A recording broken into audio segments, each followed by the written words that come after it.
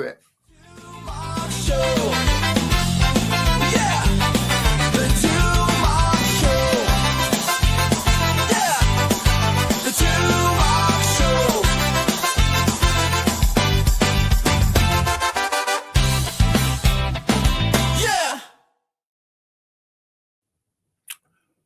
Good evening, everyone. Happy Valentine's Day to all those young chaps and chapesses out there that may be having a wonderful evening with each other. Just to let you know, the missus has given me a couple of hours to be here with you tonight and to make sure Nigel's all right. You know how it is.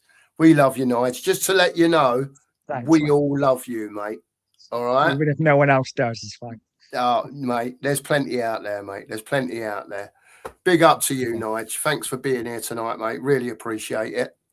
I think we're going to have a chat about our new manager and, just run over a few things. I've been looking a few things up and it's quite interesting, really, about this fella. I think a few people might be quite shocked at his direct approach, shall we say, Nige. Yeah. It's going to be interesting. I think you're going to find out who wants to play football and who wants to get Spurs out of trouble, to be honest. I think that's how it is. But Nige, how are you, mate? I hope you're well. And how's your day been? What you been up to? I'm good, mate. Thanks for asking me on. Happy Valentine's Day, everybody. It's when you need to be like that radio DJ, isn't it? It's like Happy Valentine's Day, ladies and gentlemen. I don't know what they say. Anyway, I'm spending my Valentine's Day with you guys and a bottle of spice rum. So all good. Yeah, I'm good. Happy days, Nige. That's what we like to hear, mate. That's what we like to hear. Brilliant. Well, good evening to everyone in the chat. In advance, if we don't click on every message, apologies. If you've got any questions and you would like to come on, the link is pinned at the top of the chat. Just give us 5 minutes to get into a little bit. Let us have a little chat, and then by all means, if you want to come on, if you can put your camera on, that's great. If we know you and you don't want to put your camera on, obviously, that's fine.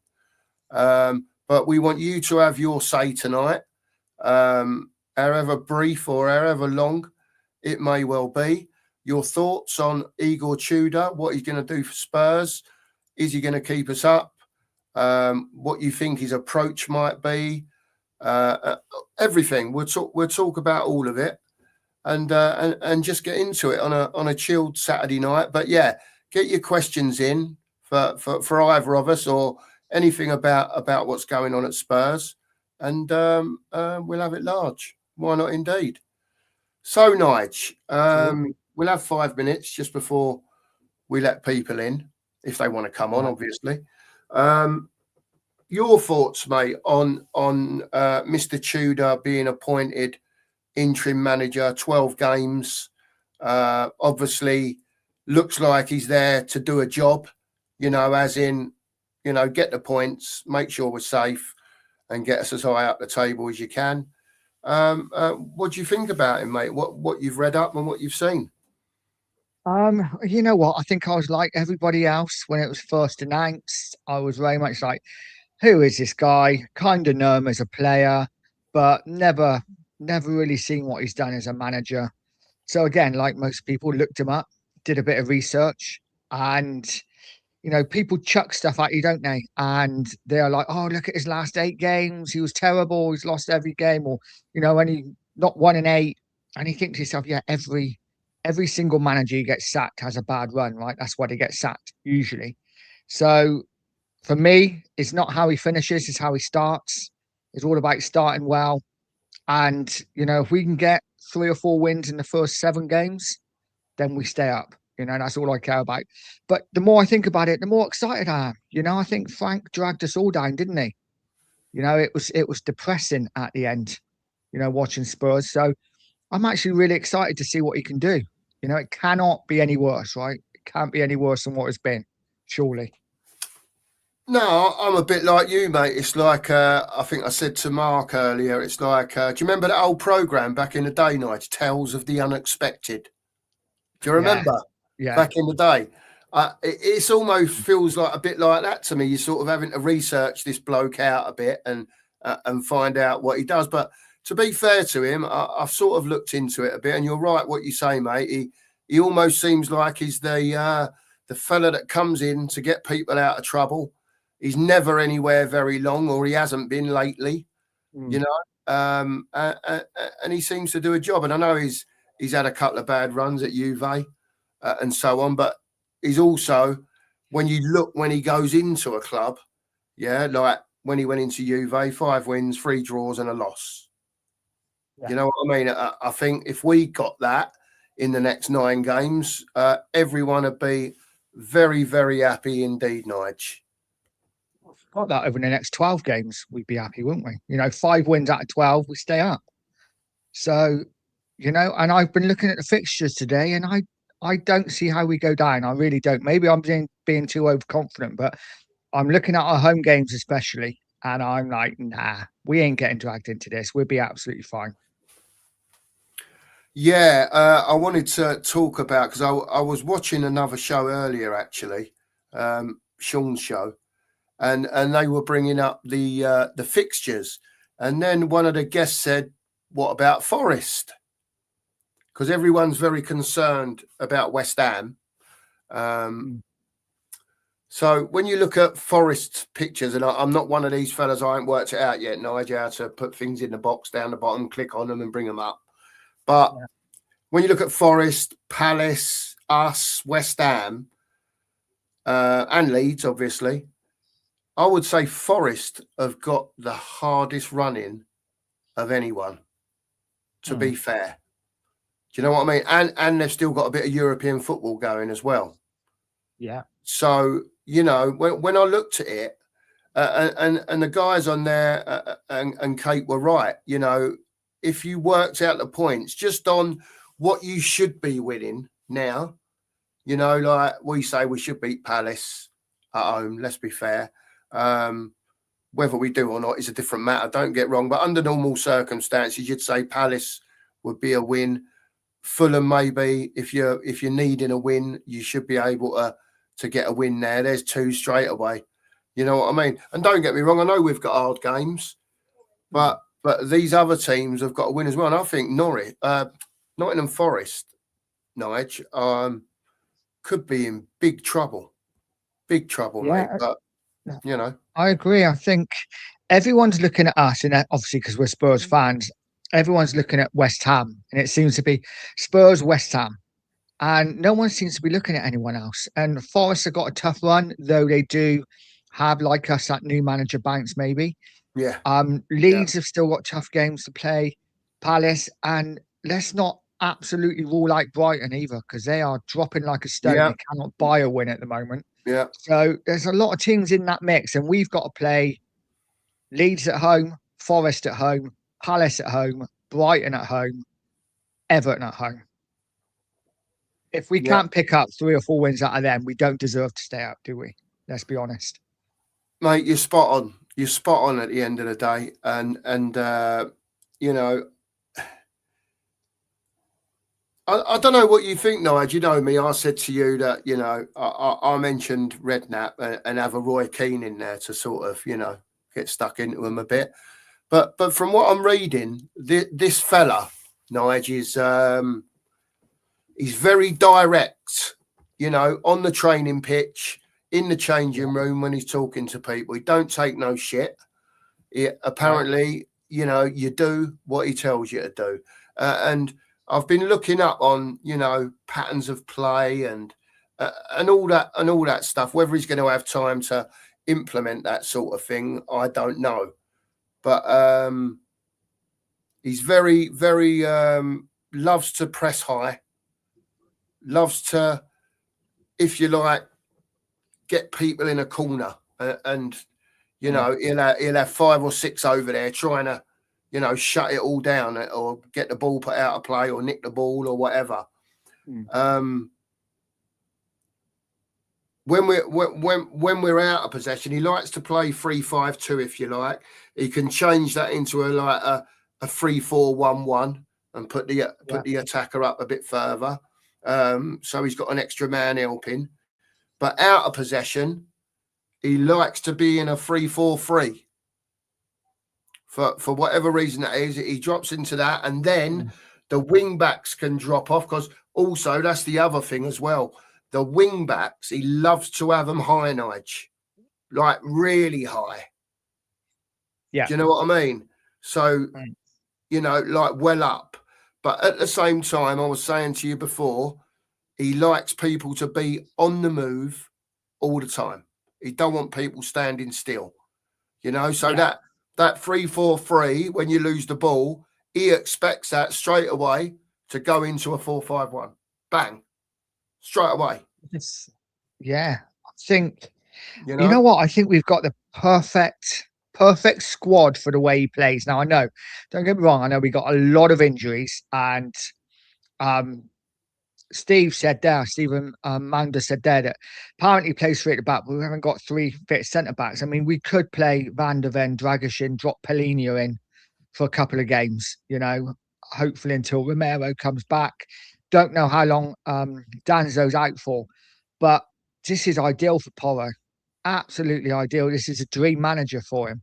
This could be where we see the best of Pedro Porro. And listen, I'm not as big as fan, but there is no doubt he is better going forward than he is defensively. We all complain that we have no wingers. Yeah. Well, under this manager, we don't need wingers, because we don't really play with wingers, do we? We play with wing backs. So it's going to be interesting to see how he sets the team up.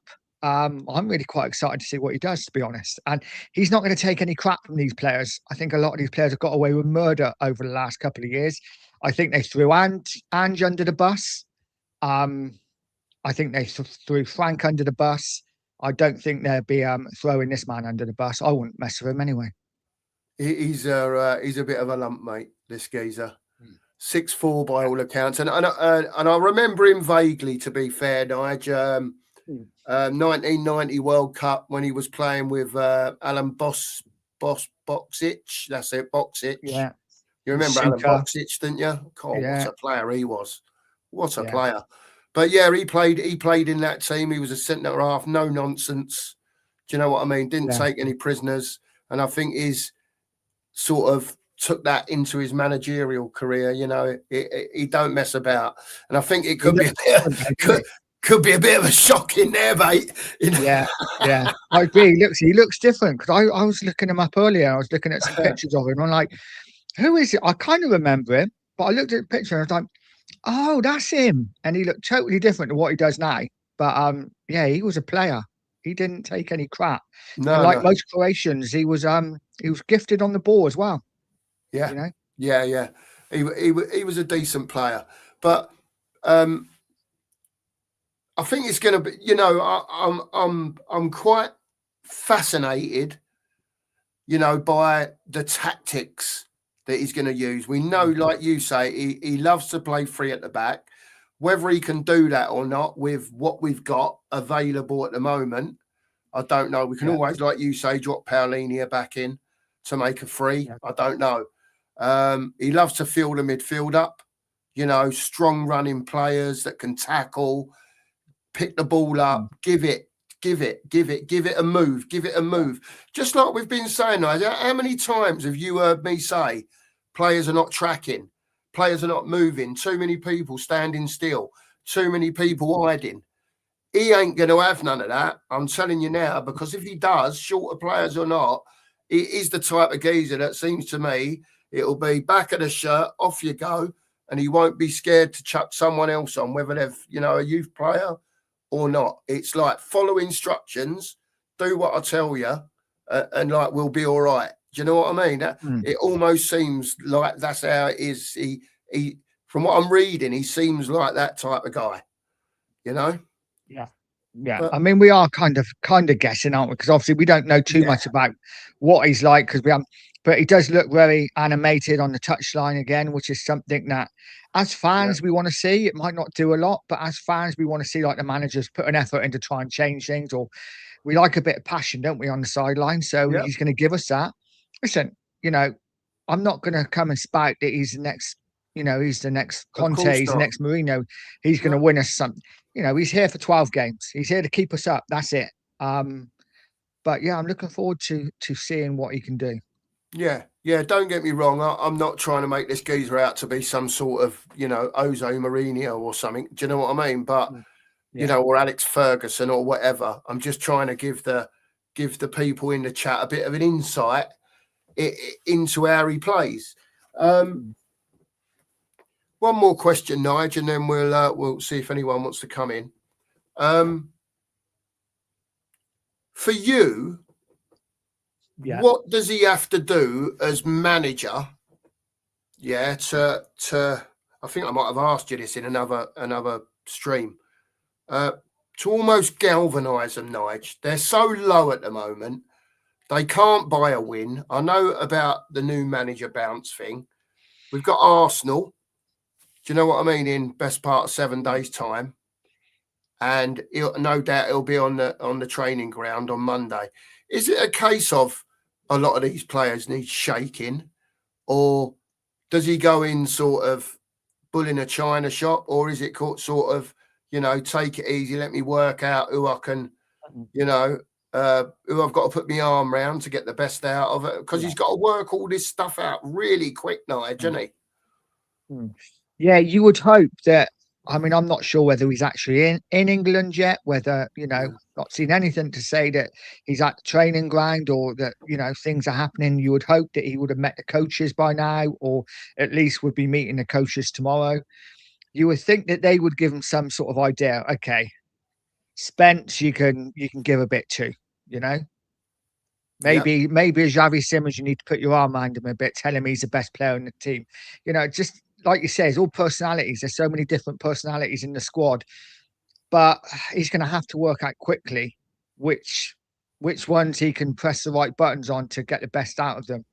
As players, surely they are going to want to put the effort in for this man.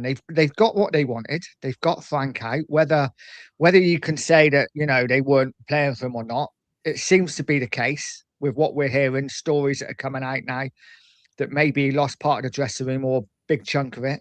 They've got what they wanted. Time to roll your sleeves up now, because we're in deep doo-doos and we need a couple of wins. Sharpish, Nigel. Sharpish. Yeah, it's troubling times for me, mate. And I know, even though you know what football's like, Nigel, you look at other teams' fixtures, and you think, they're struggling now with who they've got to play. Do you know what I mean? Like Forest, for example. Yeah. And then you look at Spurs' fixtures, and you think, surely out of those 12 games, we got to nick 4 wins from somewhere, haven't we, Nigel? Do you know what I mean? I think so. Listen, I think Forest are in big trouble, but there's always the I don't know. There's always the chance, and probably a very slim chance, that Leeds and Palace and what do you call it? Who's the other ones in the bottom? I've lost my bearings. Brighton, Forest, Brighton. It's very unlikely that all those, or at least Forest and not Forest and Palace, Forest and West Ham, are going to go on sort of 5-game winning streaks with the fixtures that they've got. So I must admit, since I was very sceptical of, and I've said it to you, have they got the fight if it gets that tight, and it's just a game between them. But since looking at the Forest games, I've got to say it's made me feel a little bit better, to be fair, because I hadn't looked at opposition games, only West Ham's, and because I thought they were the big danger. But Forest, they're in trouble, mate. Forest, big style. Yeah, and it's even Palace. Palace went 3 points above us after beating, I think it was Wolves they beat. And the next game after was Burnley. And I'm like, well, they're going to beat Burnley. Everyone's beating Burnley. There'll be 6 clear of us. And then they go and lose at home to them. You just don't know, do you? It's like everyone's beating everyone. But you'd think Spurs can get at least 3 or 4 wins. And even away games, even, Fulham is a tough game. We don't do well at Craven Cottage. Wolves is a tough game away because we don't do well at Wolves. But at the same time, it is Wolves. They are bottom of the league, or second from bottom. They are poor this season. So there are results there that we could pick up. Yeah. Listen, look, they've got to get out of this at the end of the day. Nige. I don't think there's no ifs or buts about it. And you're right, what you said the other night about the players. The players, have got a lot to answer for me. I went to the West Ham game. I thought it was shocking, Nige. Honestly, I've never seen, and I haven't said this on here, right? I'm going to say it though, because it raged me. I've never seen players hide, right, like they did in that game. And I mean hide. You know what I mean? Blatant hiding, but just just ridiculous. Just not getting involved in the play, moving away from the ball. Do you know what? All sorts of stuff going on in it. It's not pretty, mate. It really ain't pretty. And we had the conversation. We were shocked, weren't we, Nige, that he never went after West Ham. I think everyone thought he was going to go then, but he lasted a bit longer. He's not here now. And are you in a way, Nige, just briefly, are you a bit sad that it didn't work out for him? Is it just tough shit? I don't know.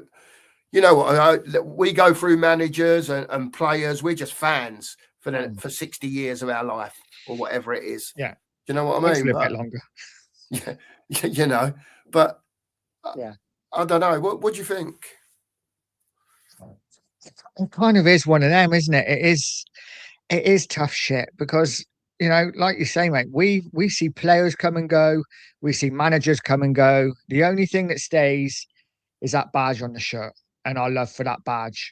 And, I will say it till I die, I will support this club no matter who plays for us, no matter who manages us, no matter what division we're in. I don't give a damn. I always support Tottenham Hotspur because they're part of my DNA. And they'll be part of my son's DNA. And hopefully if he has a son, they'll be part of his DNA. And my daughters if they want to support football, but they hate football. But, this is what happens, isn't it, as a fan? And for me, it's tough shit on Frank. I'm kind of at the stage where, like a lot of fans, and we get called deluded and stupid and thinking with our heart. I just want Poch back now. I just want Poch back. Bless you, Nige. Bless you, mate. Bless you. Listen, I'll have Poch back, right? Even if ENIC are here, but Paul Mitchell must come back with him. For me, I think Paul Mitchell and Poch were just a class team. When you have a manager and a director of football that just connect. Nige, do you know what I mean? He told him what he was looking for. Mitchell would go and find it, and he'd go and find it at the right price. Don't get me wrong, not every time, because you don't get everyone right. But Mitchell, 9 times or 8 times out of 10, Poch would tell him, and at some stage, however long it took, he'd go and find that for him. And I think, to be fair, I've got to say here, I don't think that Poch works at Spurs with ENIC without Mitchell. No, I kind of agree. I do agree. And part of me is thinking I want Poch back, but I know it's going to fail. But it is a little bit like taking your ex back and you're like, it's almost like you want that closure. And your closure is you have to take her back just to find out, it's not going to work. I just think we need Poch back just to know because yeah. Well, the bonus is, Nige, at the end of the day, if he comes back, I'm hoping that if there are tough times for him, especially when he comes, because he is a bit of a slow burner, to get going. I hope the Yeah. fans don't take it out on him and they direct their frustration further up, mate. The board. Because I think that's what the fans are hoping at the end of the day. Not that it goes wrong for him, but they really want to give him a chance. Look at Sherwood on the telly today. Look at the passion Sherwood had. He's like, I'm 1,000%, he said. I'm 1,000% that Maurizio's going back to Spurs. Do you know what I mean? It's like, Dorsey's like, yeah, I think he is. I think it's all set up for him. But I just want someone Tottenham back. You know, and again, I know that sounds stupid. We tried Conte, we tried Mourinho, we tried the top managers. They don't work either. You know, so we might as well have someone who actually loves Spurs in charge. You know, whether it works or not. Fair play, mate. Just give him the, I don't know, not the power, but just give him, some tools. Give him something. Give him a chance. Yeah, give him a chance. Of course. Just say big up to Andy Lester. Big up to you, mate. Thanks very much, Andy, for the super sticker. Really appreciate it, mate. Listen, if anyone wants to pop on, the link is pinned at the top of the chat. You'll see it. I'll try and do it on my phone again in a minute and put it in the chat. But if anyone does want to jump on, it's pinned up there. Click the link and it'll instruct you how to come in. If you can have your camera on, that would be fantastic. If you can't have your camera on, we'll talk about it before you come in. But you're all more than welcome to come and have your say. I think it's important. I think it's important for the fans to have their point of view. Tell us, why you think it went wrong with Frank. Is this fella the man? Just whatever you want to talk about. There's 80 odd of you in here. I'm sure that there's a couple of you that want to jump on. If there's no one at the moment, we'll just carry on chatting. At the end of the day, I'm sure we can do that. I'm sure out of 80 odd people, there must be at least 5 or 6 that haven't subbed as well. So smash that sub button. It's so important, and hit that like, because getting that like button smashed is so important. The more people that like, the more it pushes it out to other people that wouldn't see it otherwise. So yeah, thanks, that's very true. And just to be fair, the 2 Marks and Pure Coys are flying along at the moment.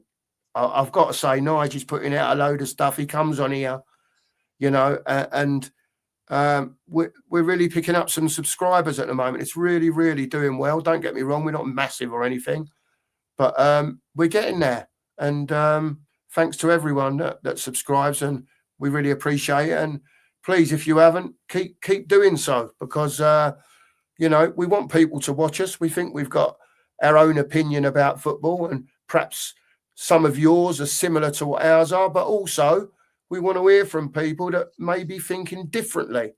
This is not a channel that people are going to come on and scream and shout, because we're not going to have it. No one's going to be, derogatory about another person. If they are, they're out, because we're not having it here. But we want to have proper football conversation. And that's what it's about on here. So, yeah, keep subbing. If that's what you want, keep subbing, keep liking, and we'll do our best, both of us, on both channels and the Sheriff, to keep putting stuff out for you. Happy days. Thank you very much. That was the end of my speech from the BBC. Nice, mate. Madness, mate. Madness. Big up, Andy, for that. Appreciate that, mate. This is a good comment from Iceman, Nige, because yes, Tudor had Colo at Juve. What's your thoughts on this? Yeah, it's one of the first things I thought, actually, when he signed, is like, oh, Mawani was at Juve, and he scored 6 and 12, I think. I think that's what he scored, or something around then. Someone might correct me. It might have been 12, and I don't know. But he scored some goals anyway, 1 in every 2 or something. If he can do that for Tottenham in the last 12 games, score 6 and 12, I think that's what I was thinking. I don't remember how many he scored. I think it might have been 8 and 16 or something like that. But if he can score 5 or 6 goals in the last 12 games, then effectively I think that keeps us up. And I think Iceman's bang on. I think we might see the best of Mawani. I see him starting every game now. Me too. Me too, mate. Me too. And the structure of how he plays, Nige, if he had this fella scoring goals before, right, the structure of how he plays might be, around him at the end of the day, because he will have known Moani from Juventus.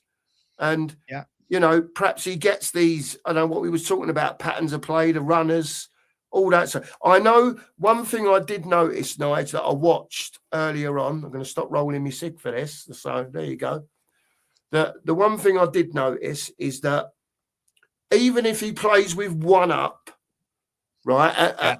And the second thing that I forgot to say earlier on, which is really important, don't think that this fella plays tippy-tappy football all the time. He doesn't. He's not afraid for him to oof it, right? Can be direct, yeah.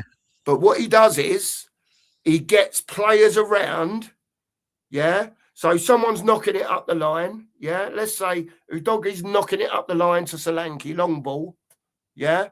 Solanke's, competing for the ball. But what he expects is at least two players to be getting to Solanke for any flick on. Any hold up play is going to be expecting Solanke to hold the ball up and then get people around him. That's what he does. Yeah. And then you might see the bits and pieces of football. Yeah, but he will play the football. Don't get me wrong, if he's got the players to do it. But he will not hesitate, especially because it's the three at the back. Udogi and Porro are being pushed up further. So it could well be them two, depending on where Solanke is on the pitch. One of those could be getting involved. Do you know what I mean? High up. Yeah. Do you see, first off, Kev Cook just said Igor didn't fancy Moani at Juve. Don't know. I haven't seen enough Italian football to know. If it's true, then maybe Moani might not get as many starts as maybe we think. Fair play. Secondly, do you think, Cookie, that we might see maybe us starting the young left back? Or maybe more? Listen, it's interesting, Nigel. I think number one, a lot more attacking, isn't it? Yeah, number one, I think what we've got to realise with this kid is none of us know him, this Sousa. Right, same as everyone else. We're all looking up online. What's he done? In his fledgling career. Now, I'm sure, right, that from Monday onwards, going up to big up Scott, from Monday onwards, leading up to the weekend, next weekend, right, you're going to find out who he fancies, as in on the pitch. Who's listening to him in training? Yeah. Who seems perky? Who's up for it? Yeah. All them type of things, because he might know these players on paper, but he hasn't worked with them apart from Moani before. Yeah. And I know what Scott's going to say. He's going to come in, but they're all shit anyway, so it don't matter. Right. but just trying to add a little bit of a laughing element to the show there. But at the end of the day, both of you, he's got to find a bit more from these players. You're not telling me that these players, the way they've been performing, ain't got another 20% in them. Surely they have, chaps. I don't know. Scott, welcome. Small margins. Go on, and Nige, go on. I was going to say it quickly. It's small margins, isn't it? It doesn't even have to be 20. It could be 2%. Yeah. That's, I don't know. I think he's got to get more out of them. They clearly wasn't performing under Frank, and I think we will see a different side. Listen, it's a World Cup year, right? Spence has to perform to get into the World Cup squad. He can't be sulking and being as casual as he was the last couple of weeks. Time to start performing, mate, or you ain't going to the World Cup. So, and a lot of these players have a lot to play for. So let's hope they start bucking their ideas up. Yeah, definitely. Scott, welcome in, mate. How are you? Yeah, I'm doing well. I just wanted to say, Cookie, we'll keep it light and then we'll get back to the seriousness. I'm glad you added on the pitch after you said we're going to see who Tudor fancies, because I didn't know what kind of inside information you were going to bring to this bring to the table here. If you know a little bit more about him, you said you've been researching him. I don't know what kind of research. Good to be here. Yeah. But I will say, not just that everyone's shit, but my concern is when I know why we're saying it because we're hopeful. But if we're hearing about players now who are going to turn it on after they weren't for Frank, I'm a little bit concerned about the players we have. If they weren't turning it on before this, even if they hated Frank when we're at risk of relegation, then man, what kind of players do we have? Because I just think we've been too poor. It's one thing if we were kind of like around 10th or 11th and the players weren't happy and they're kind of moping around. But if you're moping around when you're in 14th, 15th, that's concerning about their mentality. We'll see what happens with Moani. My biggest concern with him is that I just don't think he wanted to come. I think he was ready to go to Juve. He had his heart planned on Juve. He comes to Spurs and he doesn't care. Maybe having Tudor, who worked with him in the past, will help. But I think the only thing that will help him is leaving Spurs, really. Yeah. Yeah. Chaps, I've got to ask the question. This is, do you think with Romero being out that he will change the captain?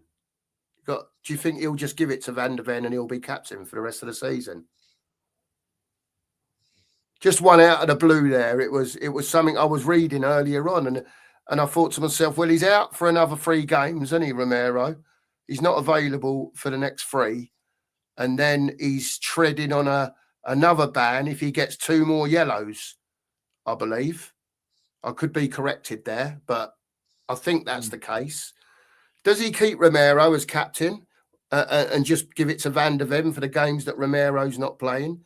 Or does that type of thing not really matter now? It's just about all of them, packing up together and just getting what you can out of all of them. I don't know. I don't think so. If you take one, I think if you take it away from Romero, the captaincy, then he's gone. Like he has to leave. Maybe you could try to say, Scott, isn't he? Well, I don't know. I don't know if there'll be clubs that he wants to go to that'll come in for him. That's the problem that he have.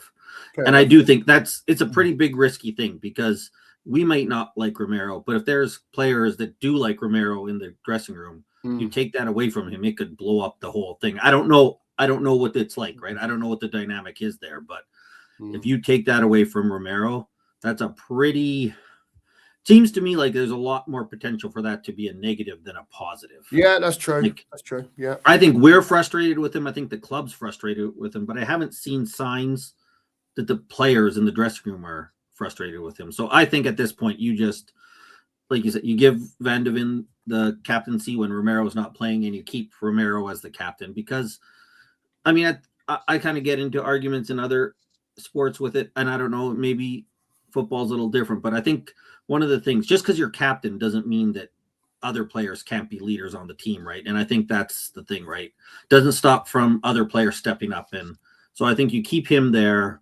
Maybe you have somebody like Polina. He comes in and has a chat with him. Hey, I need you to step up. I need you to become whatever they're doing in the back, stuff that we don't know about. But I think that's a major risk to take away the captaincy from him from Romero. Yeah. Are you agreeing with that, Nige?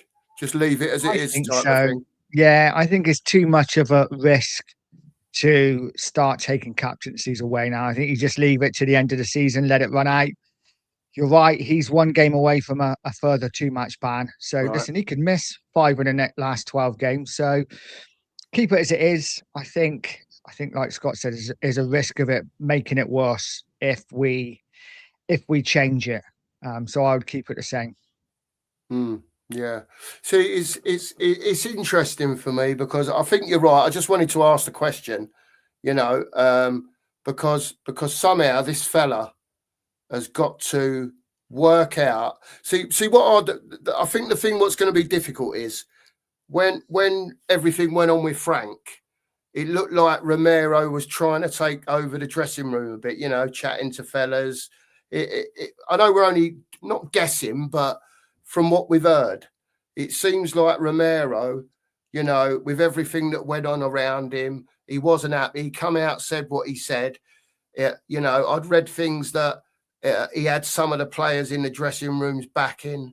We saw what's happened with Frank since.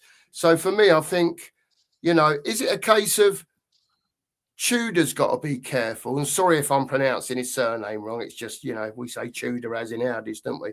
But is it him that's got to be careful of players just not standing up and doing whatever, being what's the word? Responsible, if you like. They're well-paid players, they're professional players at the end of the day. But like Scott said, upsetting Romero if you took the captaincy away from him. Is it the same as regards to everyone? When he goes, because we're talking about 12 games here, 3 months, right? If players are already in that mindset with Frank for what they did to him, and then Tudor comes in the dressing room with, the same backroom staff pretty much that Frank had. I don't know if he's going to bring anyone with him. Is it Tudor that's got to be careful? Or is it the players that have to be careful of him? If you understand what I mean. Going in as a new manager, as an interim that's got 12 games to somehow lift and get the best out of, as Scott describes, a bunch of players that just ain't good enough and haven't been good enough. I know I've asked a question about what's he got to do it, but what I'm saying is there individual ones, for argument's sake, like a Romero? Romero was captain. Does he go in, put his arm around Romero and say, right, lad, what's going on? What's the score here? Because tell me about these players. Or is it a case of he's got to find out individually? This is what I'm getting at. I'm just struggling with that part of it with a bit, because like Scott said, he could go in there, for argument's sake, give it the big un, yeah, and it only takes a couple of them to go, he's having a bubble, isn't he? Do we know what his relationship is with certain players? I mean, he's worked with Dragishin before, isn't he? Yeah. Apparently Juve, Bentancur and Kulu. I mean, we're probably not going to see either of those two for the rest of the season. So maybe he will go to his favourites. Maybe he'll go to a Dragishin. I know he's quite young, but I don't know what his English is like either. I don't know whether he speaks good English. Maybe, there's a Polinia. Maybe he speaks the same kind of language. I don't know. Maybe he will pick a player that he gets on, that he can speak the same language as, that maybe he can get his feelings across better to, if you know what I mean, if that makes sense. Yeah. I didn't think of it like that, Nige. Go on, Scott. Go on, mate. I was just going to say, Sean had read something out on his show that he said he coaches in English with players when at other clubs. So I don't know how well it is, but they said, I think Kamada was someone or something that he had. I think they said there was somebody that he had coached in English with. So I think good enough English that he can coach somewhat with it. But well, that's brilliant, Scott. That's good to hear, I think, anyway. That's really good to hear, rather than having to go through interpreters or other coaches or whatever, because in that way, he's getting his point across then, Scott, and he directly. Do you know what I mean? To the player rather than, an intermediary, if that's the right name, right word to use. Daniela asks, has he got his work permit yet? Does anyone know? I know he's signed his contract and they've announced it. Not yet. And apparently it's not yet, but it's only going to take a couple of days, isn't it? You would think probably be done by tomorrow. You want him to be starting Monday morning, didn't you? To be fair, I want him to be starting now. Well, to be on with the coaches. Can't see the players coming back till Monday. Though, been on a little break, haven't they? Little 5-dayer. You know how it is. Bad, is it? 5-day break for doing shit. Yeah, for doing naffle tossers. Get on with it, you bastards. Oh, dear. What about this one from Andrew? Because I read this today as well. This is, I don't know if this is all nonsense or I've got no idea. But, what do you think of this, chaps? Is this a bit of, playing games or what's going on? Well, it seems like a good way to sell some newspapers if we were back in the 90s, whatever they do now. To me, it doesn't make much sense for Real Madrid. Why would I can't imagine Poch is the one. Maybe if they're rejected by a bunch of people, then they would go to Poch. But this early out, he doesn't really have. He has no connection to them that I know of. I think at PSG he wasn't as bad as some people say, but he wasn't exactly like, oh, okay, now you need to go to Madrid. Like, it doesn't make much sense. But his name's out there because of Spurs, so you throw his name out. Oh, maybe he's going to Madrid, and lots of people, Spurs fans and everywhere else, will go over and read all your articles, and but because it doesn't make sense to me. No, Nige, any? No, it feels a bit out of the blue and a bit, I don't know, it feels like a bit meh. Why would Real Madrid, with all due respect to Poch, you know how much I love Poch, why would he go to Real Madrid? Why would they want him? They got a much bigger pool of managers they can go for before Poch. I think is one of those just rumours just to maybe scare Spurs into like, oh, we need to maybe get our arse in gear here and get it done. I don't see it. I don't see it personally, but who knows? For me, though, if Poch doesn't come this time, he doesn't come. It's all over. This would be the second time that he's flirted and twerked for Spurs, and then for whatever reason, the first time we didn't go for him. Second time, if he then goes to Real Madrid before us, and we're interested in him, who knows? We might not be interested in him, but if we are, and he doesn't come, then for me, that's don't bother. He's Enix's last get out of jail card, and he Nige, and he and Scott, he's got to be, isn't he? Surely. I think he's Enix's last get out of jail card if they don't want to make real changes at the club. Yeah. Because if they want to make real changes at the club, then they don't need Poch, right? You bring in a proper football person to come in and run the show, then it doesn't matter who the manager is, because as Enix, you won't have a choice of it. If you brought in somebody proper to run the show, then it doesn't matter. But if you want to keep just doing the easy thing, making people happy without making real changes at the football club, then 100%. If they bring him in this summer, they could have a summer transfer window where all we do is buy Andy Robertson or sign Andy Robertson on a free, and our fans will be talking about how amazing we are next season, right? It won't matter. So if they don't want to make real solid football changes at the club, then 100% Poch is the way for them to go. I'm kind of agree but disagree at the same time. For the short term, yes, I think that will please the fans. But I think if they don't back Poch, they bring Poch back and then don't back him, I do think the fans they will vent their anger, probably at Poch as well, because let's be honest, that's what we do as fans. But they will be more on Enix than if Enix brought in, I don't know, a De Zerbi and it failed. I just think the love for Poch is that much. I think he gets loads of time when he comes, but I also think that obviously I think that he will have to have stipulations in his contract. Maybe this time he will be in such a strong position because he knows, that for them, he is the golden boy, right? The fans are screaming for him, right? They're singing his name at every game, away and home, bring our Poch back and whatever they're saying, singing the songs. I think I'm not an agent, or I don't know how that sort of stuff works, but I think he's got to, chaps, and he's got to have some sort of stipulation that they're going to back him, to whatever point in transfer windows, surely, to get, even if it's stretched over 2 or 3 years, to say, look, and I think the club have to come out and make a statement as well, chaps, didn't you? If and when that happens, that, we've got this bloke, you wanted him, we are going to back him, whatever.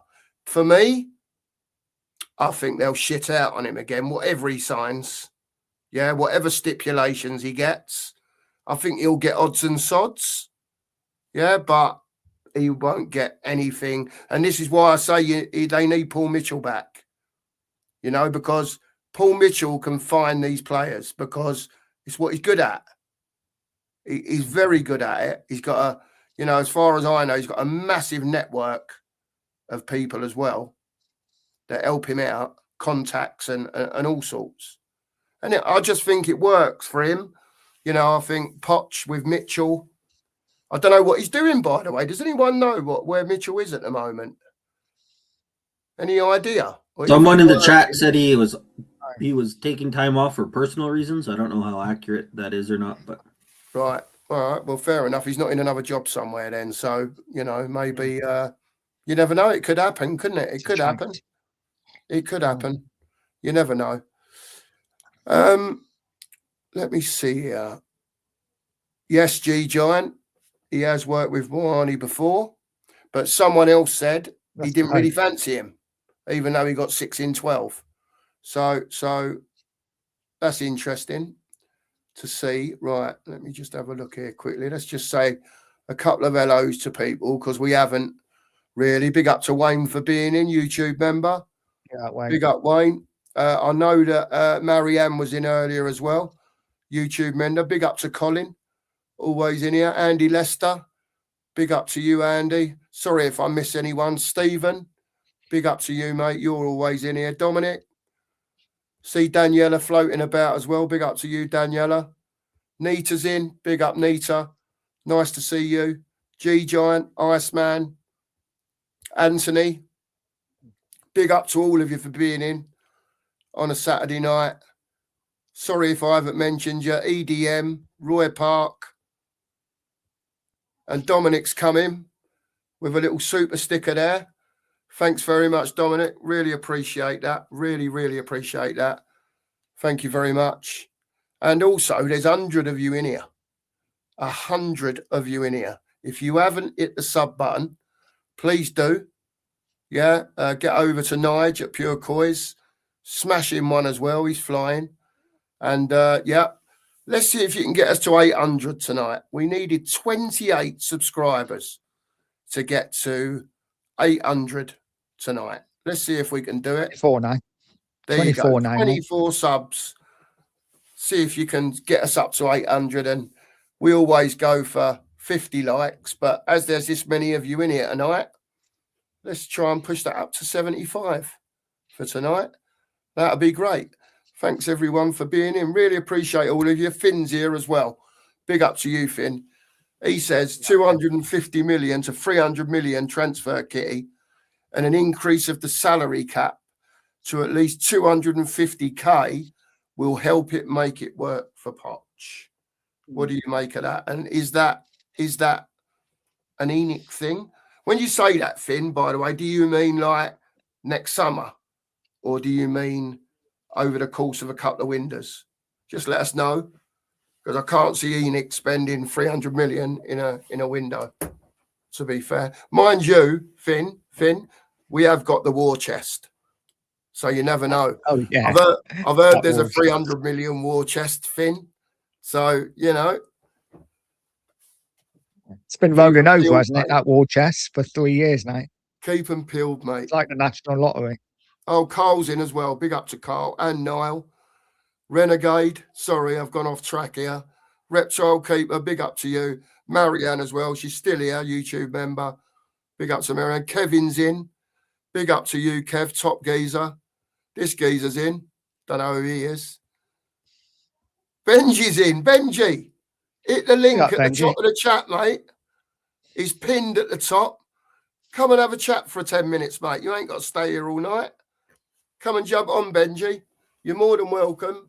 Anyone in the chat, if you want to come in and have a chat where you get your chance, yeah, camera on, come and tell us what you think of Mr. Tudor. Come and talk to us about if you think Poch is coming in the summer. What's Tudor got to do to keep Spurs up? Hit the link at the top. It's pinned. Camera on. Yeah, unless we agree, you don't have to have it on. It's as simple as that. I can see if you're trying to come in at the bottom, anyone. 100 of you in here. Come and say hello. Introduce yourself. We don't bite. We don't bite. We're not here to argue. Just come and have your say. Even if it's a totally different opinion, come and have your say. You're more than welcome. Big up to you, Wolfram. Hit that sub button, mate. I don't know if I've seen you before. Pat Whelan's in. Big up, Pat. Nice to see you. Big up, Pat. Smash the sub while you're abusing Hit the us. sub button while you're in here, Pat. I won't bring that one up.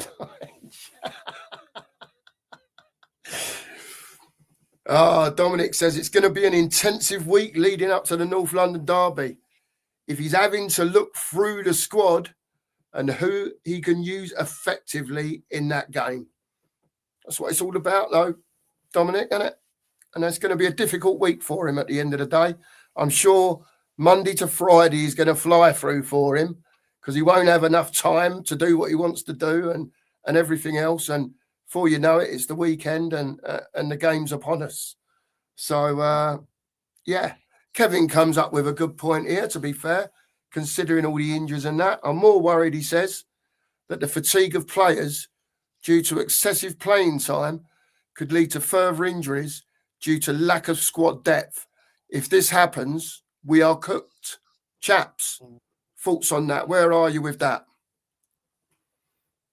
Whoever wants to go. Oh, Scott.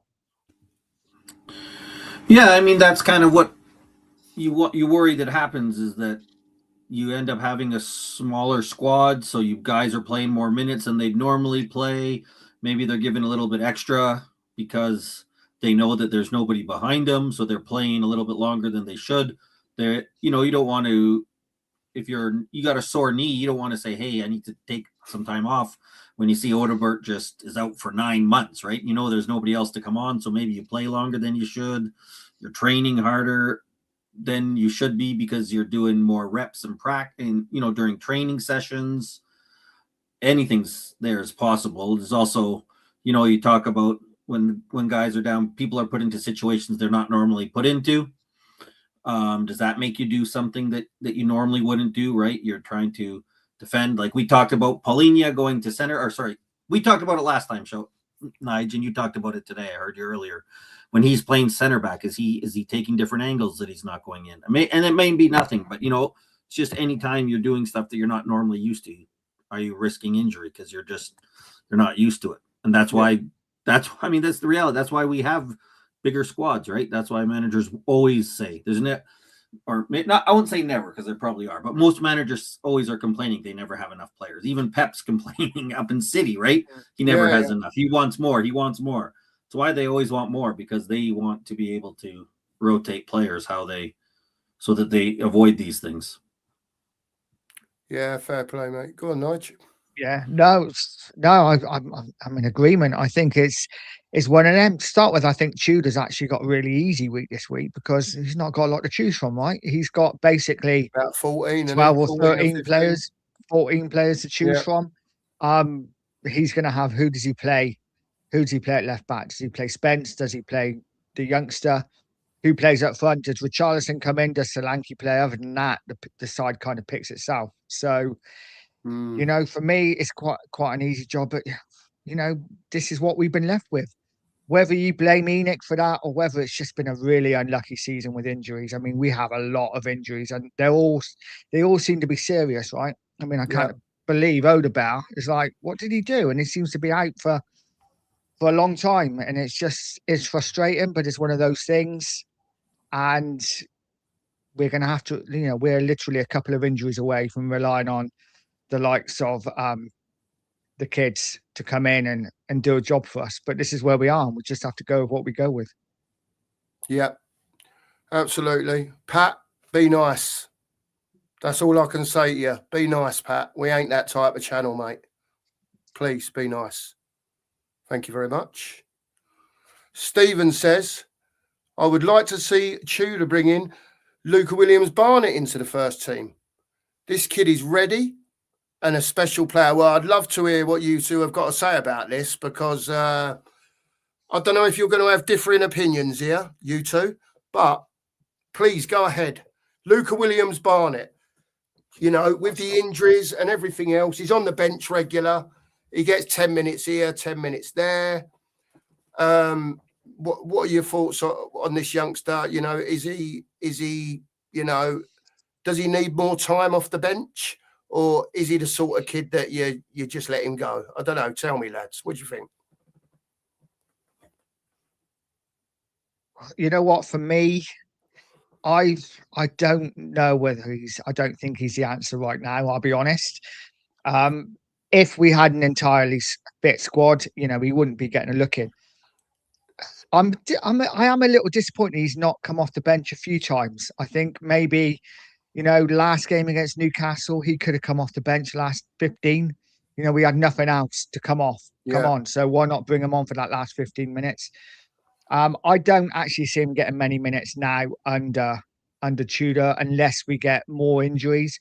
Just because Tudor likes to play with that three at the back, yeah. I mean, who knows how he's going to play?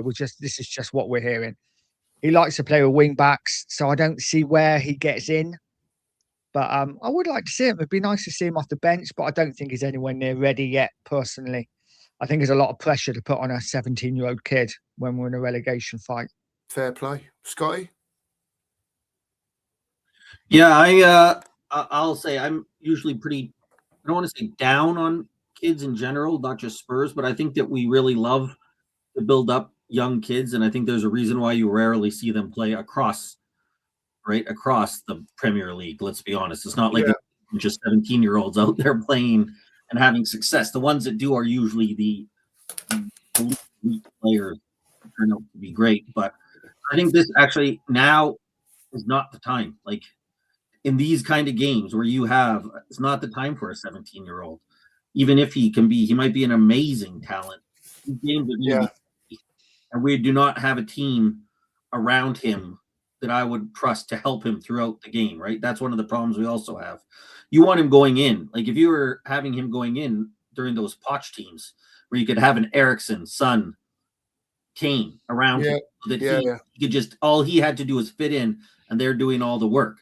But if you're putting him into a front line with Tells and I guess not Oderbert now that he's out, but like Tell and Richie and Mwani, who doesn't seem to be that excited to be here. That's a tough job. Those guys aren't out there looking like they're going to support him. They're not going to be like, hey, you just fit into what we're doing because we're not doing anything. We're a mess right now. So you're actually asking him probably to come in and you have to have him perform, right?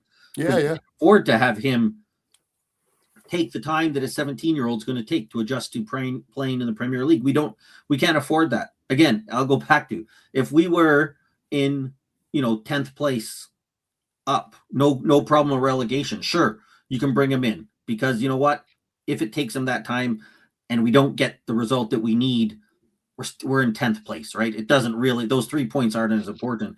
We don't have time to risk 3 points on a young kid. Now, as Nige said, playing him later in the game, if we're up 3-0, give him that chance. Maybe if we're down 3-0, take the chance. Yeah. The problem is again, because of how the season has gone, it's not a time to take that risk. I don't think we can afford to drop points if he's not up to it, and most 17-year-olds aren't up for it. That's a fair play. Fair comment, Scott. Fair comment. I just want to come off Spurs for a minute because I wrote something down earlier. Well, it is still to do with Spurs, but not with Tudor or the players as much. This one's to do with Lucas Bergvall. Now, I don't know if you two have read about this today, but David Ornstein has put out that Chelsea and Villa came in for Bergvall in January and were told he's not for sale, but they're pushing for a summer sale of Bergvall.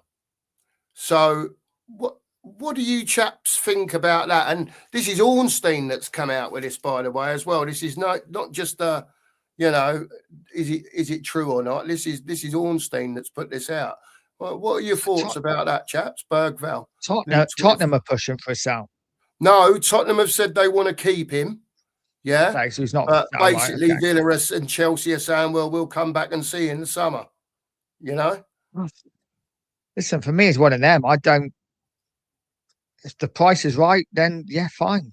He's a good young player, but he's not someone that I'd be like, oh no, we can't sell him. I think every player's got a price, and he's done okay, but nothing more than that for me. So, listen, he's got great hair. That's about it. Yeah, same for me. I mean, depends what the price is. If they're offering decent money, I I know people love him because he's young, but he hasn't shown anything to me that I think this is a guy who's going to clearly be a top level player to me. He has a lot of holes in his game, which you'd expect for his age, which is fine. It's not unexpected, but if you're willing to spend, if depending on what the price is, I would gladly sell him if that's right. And I'd want to bring in a player. I'd want to bring in the player that people think Bergvall is going to turn into. That's for me. Like, get that money and bring in the player that can actually help us right now. The player that I think people think Bergvall is, a guy who can be on the ball and control the game, because Bergvall far too often when he's on the ball looks like a guy who has no idea what he wants to do with it, what he should do with it, and he more often than not makes the wrong choice. So let's bring in somebody who, when they do have the balls, doing all the opposite, making the right choices, knows what to do, knows how to control the game, because that's what we need more than a 18, 19, 20-year-old who might be able to turn into that in a few years. Yeah, agreed. It's a weird one, though. It is a weird one because he's not one that I'd be like, yep, sell him. You know, I am quite interested to see and this is if Poch comes back. If Poch come back, I would be quite interested to see what Poch could do with him. But at the same time, if someone offered 45 million for him, I'd be like, yes, please. Thank you very much. We'll go and buy someone better. Yeah, that's the same. It's not somebody who I'm like, I want to see sold. There's players we have that I would say sell. But he's not one that I would sell. But it's, again, if the offer's there, he's not good enough that he's untouchable. That's for me.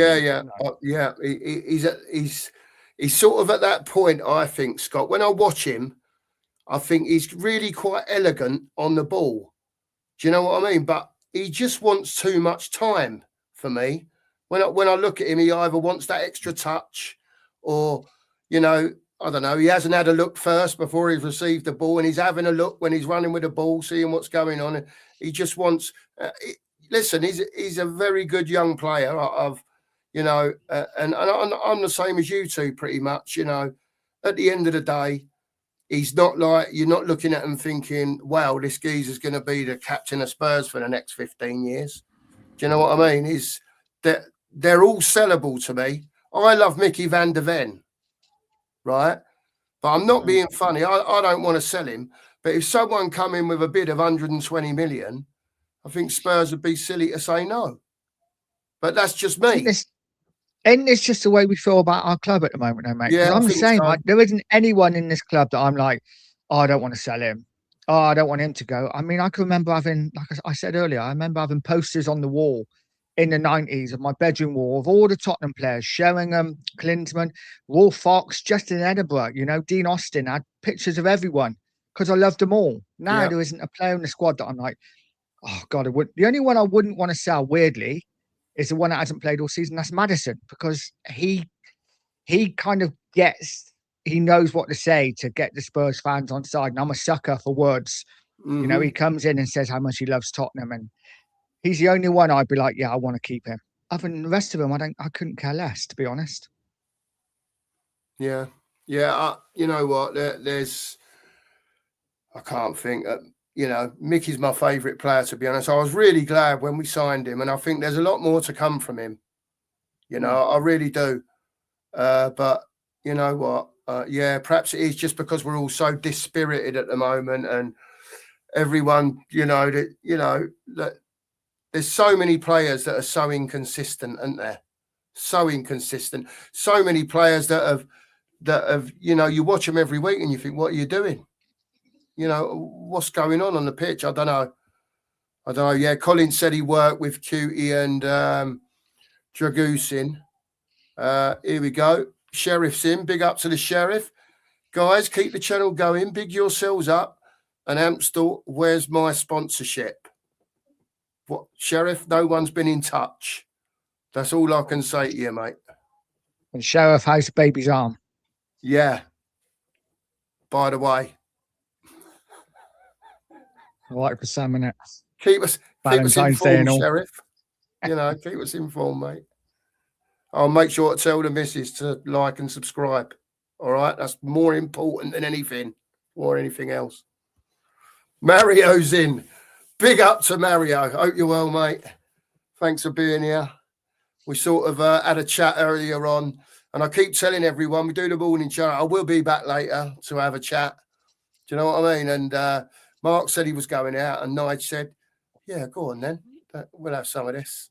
And then I'll text give Scott a message. I know Scott will jump on if he's available. So yeah, and again, before you know, we're where are we? An hour and 10 minutes into the show, and Scott's the only one that's come on. To be fair, and I thought that we might get like 50 people in here tonight, but there's been 100 of you in here most of the night, and I'm so sure that there's people in this chat that want to come and tell us about how you feel. So again, at the top of the chat, it's pinned, the StreamYard link. If you want to come on, this is your last chance. I'm not going to ask you again, because if someone comes on, we'll chat for a bit. If not, we'll go to 20 minutes, and that'll be an hour and a half, and I'll save some for tomorrow morning for the brunch. So there you go. You're more than welcome to come on. I can't force you, but you're more than welcome. Nita said Lloris was a captain, Kane was a captain, Sonny was a captain. Bench time for Romero, unless our interim manager reminds him what it takes to be a leader on the pitch. Nita. No messing about there from Nita. Tell him straight. Sort it out, Romero, or you're on the bench. There you go. And he's saying it is so. Oh, yeah, go on, Scott. I was going to say it is interesting because there's so many times you see Romero and he's exactly what you would want in a captain. Like there's so much about him. You see him out there and comments that he's made. And then the other time he's like the exact opposite of what you'd want from a captain. So it's weird. Like he said a lot of times how much he loves Spurs, right? He said that, and you see him when he scores, he grabs the badge, he does. So he shows a lot of that passion that you'd want to see in your captain. And so many times you're like, yep, this is what you want. This is, he's not afraid. He's not a quiet guy. He's going to go out there and you see it. You can imagine if somebody's doing something that he'd go up in the dressing room and let them know, like, that's not what we want. But then there's like no middle ground, because then the opposite, he's out there taking shots at the club, which we kind of like because we agree with his sentiments, but then can realize probably not the best thing for our captain to be doing when our season is going downhill. Not the best look when you say we don't have enough players, and then you take a red card to put us down even worse. Yeah, so like it just seems like he's so like on one side perfect for what you want for a captain, and the other thing the exact opposite, and there's no middle ground with him. So I think ultimately, though, the reality is if you're a captain, you kind of lose the ability to have the other side, right? That's one of the things that makes you a good captain, is you don't do those bonehead things. That's what you want. So yeah. Which is why sometimes, the captain isn't always just the best player. Sometimes some of the best captains are good players, because I think you do have to have a level of ability. I think it's hard to be a captain like if you're Ben Davies sitting on the bench every week, but you have to have a little bit of that. Part of being a captain is you're responsible enough that you don't do the bonehead things, even if you wanted to. And that's what he didn't take on this year. Unfortunately, he somewhat ramped up the bonehead decisions. So, yeah, fair play. Who is it? Just Richarlison and Porro that could be added back to the squad, isn't it, for next week? Everyone else is still injured. Apparently. Yeah. Apparently. That's all I've heard, yeah. It's the only two I've heard. Be interesting to see whether anyone comes back a little bit quicker now that Frank is gone. I know a lot of people are saying that. It will be interesting. Hey, here he is. I knew one. When I said that, I thought, do you know what? As he's coming on, or it'll be TJ, one or the other. And you appeared, mate. You appeared. Right, I was just eating. I was eating that the first hour, so that's why I didn't come on. So hour? Eating for an hour? Oh, yeah. I had to make food, man. So I wish I could eat for an hour. I ain't ate for about 3 days. Jeez. Honestly. Big up to Jimmy, by the way. Big up, Jim. Thanks for being in. Jim. How are you? Talk to us. How is this going to work for Mr. Tudor? Give us your opinion and tell us about, Pochettino and whatever you want to talk about, mate. You gas on for 5 minutes. Okay, I'll talk about Tudor first. I think it's a big risk because mainly because of his lack of Premier League experience. We spoke about this on my show, obviously, yesterday. Like, I think Pereira going to Forest is a better choice because Pereira actually has got experience keeping up Wolves. So maybe he would have been a better choice, but he worked with Marinakis before as well. But we ran out of options. So the fact they went and got Tudor shows to me was kind of a bit of a desperate thing because Paratici wanted him, in December? So even though they briefed the media that it was their idea and Vinay Lange was looking at an experienced person, I just think they just took Paratici's idea and went and got Tudor. But right now we're in the last chance saloon, really. And it's just a bit of gamble. Like, it could work amazingly because apparently he's really tough with players and stuff, but I don't know how a player's going to respond to him. Because so far, all I've seen for our players is just they're very weak mentally. So is he going to come in and shout at them and they're going to just not listen? I don't know. yeah, I'll cry, yeah. Or just not listen. Like, imagine Archie Gray just in the corner, just crying. Yeah. And then obviously his tactics, apparently plays free at the back. So do we have enough players to even do that? His first game being Arsenal, I know you said it's like a free pass, but in our situation, we just try and get like a point. Even a point is like good because we're desperate. Because the problem is if because me and Mark spoke about this before, we're the last game of the weekend, discounting the Monday night game, we're the last game. So West Ham would have played. I think Forest would have played. Leeds would have played. I think all our rivals, I say rivals, relegation rivals, would have played before. Especially if West Ham win, there'll be a point behind us at that point? 2 points behind us if they win. Yeah. And then you're going to the derby, like, crap, we have to get something because they're only 2 points behind us. And if we were to lose the derby, which is kind of expected, then the next game week becomes like even more important because if West Ham win and we somehow lose again away to Fulham, then like we're in it. Basically, we're in the bottom three. So he doesn't really have any time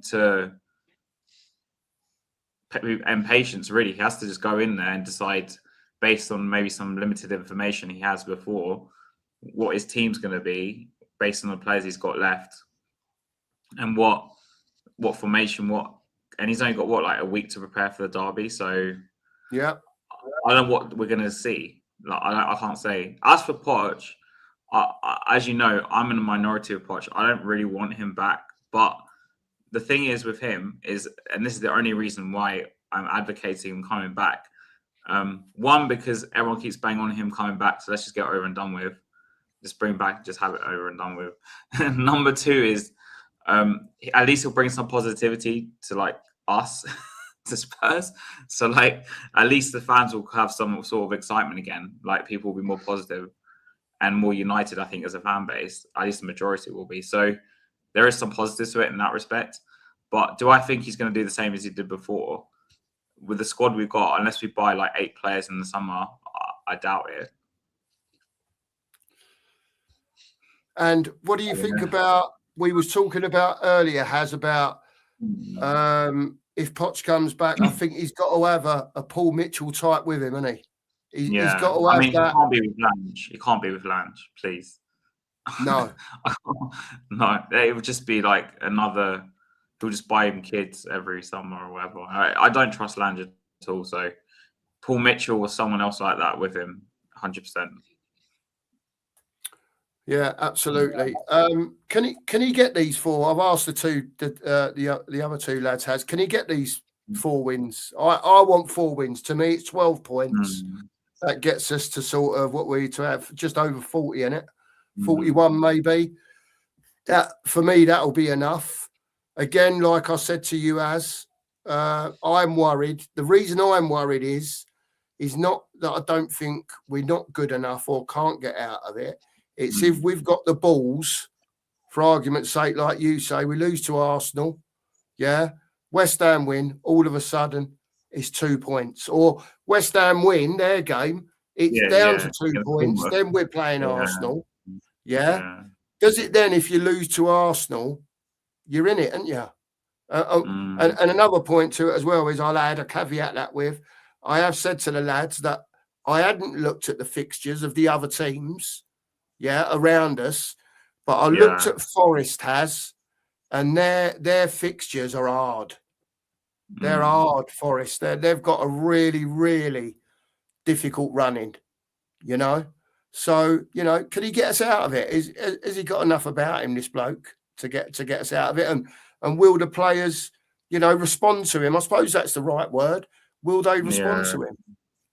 That's the biggest question, because I partly think they brought him in because he has Champions League experience. So they kind of want to still take that seriously, even though for me, at this point, especially if we lose to Arsenal, I just bin it off.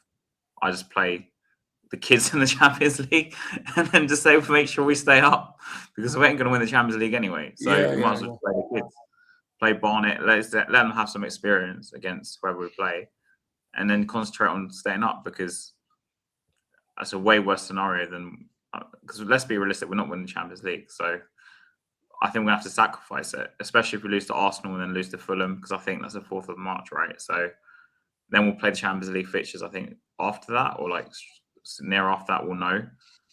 So, yeah. Aye, we've got another guest as well. Good evening, gents. You all right? The esteemed Mr. Lester. How the devil are you, mate? Yeah, not too bad. How about you guys? I'm good, mate. I'm good. Lovely to see you. Thanks for jumping on, mate. Really appreciate it. And you know, we'll start again. What's your feelings on Mr. Tudor?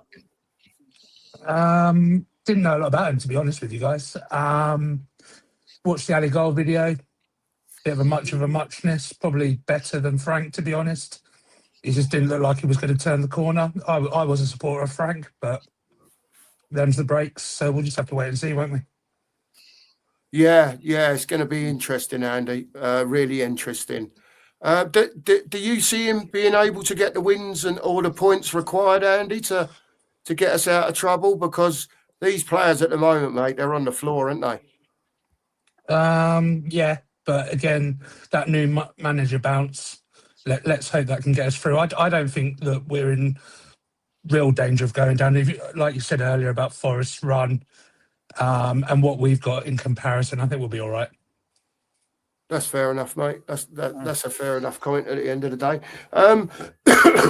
Andy, would you take Pochettino back in the summer? Because all the people that are in football, the Tim Sherwoods, they're all got their ear to the ground. They know what's going on at Tottenham pretty much. You know, he said on Sky Sports today that as far as he was concerned, it was 1,000% that Maurizio Pochettino would be coming back to Spurs in the summer. My fear is coming back to work under ENIC. I saw we was mentioning earlier about stipulations in his contract, maybe over certain things, money. I can't remember who it was. Someone said you can't put that in a contract. I don't know. But surely if he comes back to work under ENIC, I don't think he'll work under Lange. I think he'll go. But is he just giving ENIC more time? Or would you like to see him back because perhaps he could reinvent what he had before? For me, I'm a bit 50-50 over it. Just kind of scratching that itch. Does it say more about our fan base that we treat him like a demigod for not actually producing anything? As much as I didn't like Ange, he won a trophy. With regards to the putting things in a contract, I suppose you could have sort of a breach of trust if things weren't delivered upon or reneged upon that you were promised. That's always an option. Do I think he's the right guy? Is anyone the right guy? That's the question you've got to ask yourself. This is it, isn't it? Yeah. And we go on about, it's ENIC's final roll of the dice. Do we really think that they care what any of us think? What the press say about them? It's all about that bottom dollar, isn't it? It's all about those pounds coming back through. And until they don't keep getting them, then is anything going to change? No, look, Andy, they've either got to back one at some stage, haven't they, or they've got to get lost, haven't they? Yeah, but or they're just going to carry on doing what they're doing, just taking the money in from all the different factions, Andy, haven't they? But do you not think maybe from their point of view they feel like they have backed them? It's all about perception, isn't it? Yeah, we spend money, Andy. There's no doubt that we spend money, but unfortunately, a lot of the time, mate, we spend it wrong. You It's the know, wage cap. It's the wage cap. But again, if you look at the summer, Xavi, Romero, Kudus, they're paying a huge chunk of Palhinha's wage. From what I hear, they're paying all of Moani's wage. So maybe that is being broken. Maybe they are trying, but this was the summer that they needed to push. And as much as you wish they had, they didn't replace Sonny. And No. it's been a massive miss. He did need to go, but to not bring anyone in, like I was champion for Fana all summer, young, hungry, can shoot with both feet. But then they go to him on the last day of the window. Just didn't make any sense to me. No, it's all very late, isn't it, Andy? It's just usual Spurs, mate, and it's all we're linked with everyone and anyone, and no one comes. Do you know what I mean? Sorry if that's Just don't trust them. Just don't trust them to do it. You don't trust them to get it right at any point. Look at the pricing for the Champions League games. Yeah. How can you have empty seats at that stadium? First year back in the Champions League, was it 3 seasons? 1, 2, yeah. And that's what they built it for. And someone said, Andy, as well, which I thought was quite shocking, that Newcastle game the other night, I don't know if they made it tier 1 or something, but apparently the tickets were between 78 and £120 each. Well, yeah, they would have been, because it would have been tier 1 because they got into the Champions League, didn't they? They're in the Champions League, aren't they? That's true. Yeah, I didn't think of it like that. Yeah. But there was empty seats there against Newcastle, weren't there? Lots. Yeah, there was. There was a lot of empty seats there. A lot of empty seats. So I mean, look at the West Ham game. There was Yeah. loads of empty seats at the West Ham game. Well, the last Champions League game, there was loads of empty seats there. Perhaps that's why Caldicott did get involved then, if he did, like they say. Yeah, but you can't let non-footballing people be involved in on-pitch decisions. Not Just for me, makes no mate. sense. Do you think? Trouble is, they're all non-footballing, aren't they? Everyone there is non-footballing. That's the problem. Well, yeah, but they're not trusting the people that are footballing. So Lange and Vinay, they're the footballing ones. They don't trust them. They're overall. I wouldn't trust them either. I don't think Vinay's No, really you a don't football trust. Lads, Is just he for 1 Lange? second, I'll let you chat about Vinay, this just while I go and get a drink. You just carry on a second, Okay. 2 minutes. I mean, Vinay, not Lange. Lange is a really bad football person, but Vinay. Well, yeah, he got isn't demoted at more- Villa, and then we snapped him up. Yeah, but isn't he more like a finance guy? Vinay? I know he's meant to be head of football or something, but isn't he? Well, got no, no it experience. wasn't he head really. of football director, wasn't he, at Villa? And then that's what he is for us.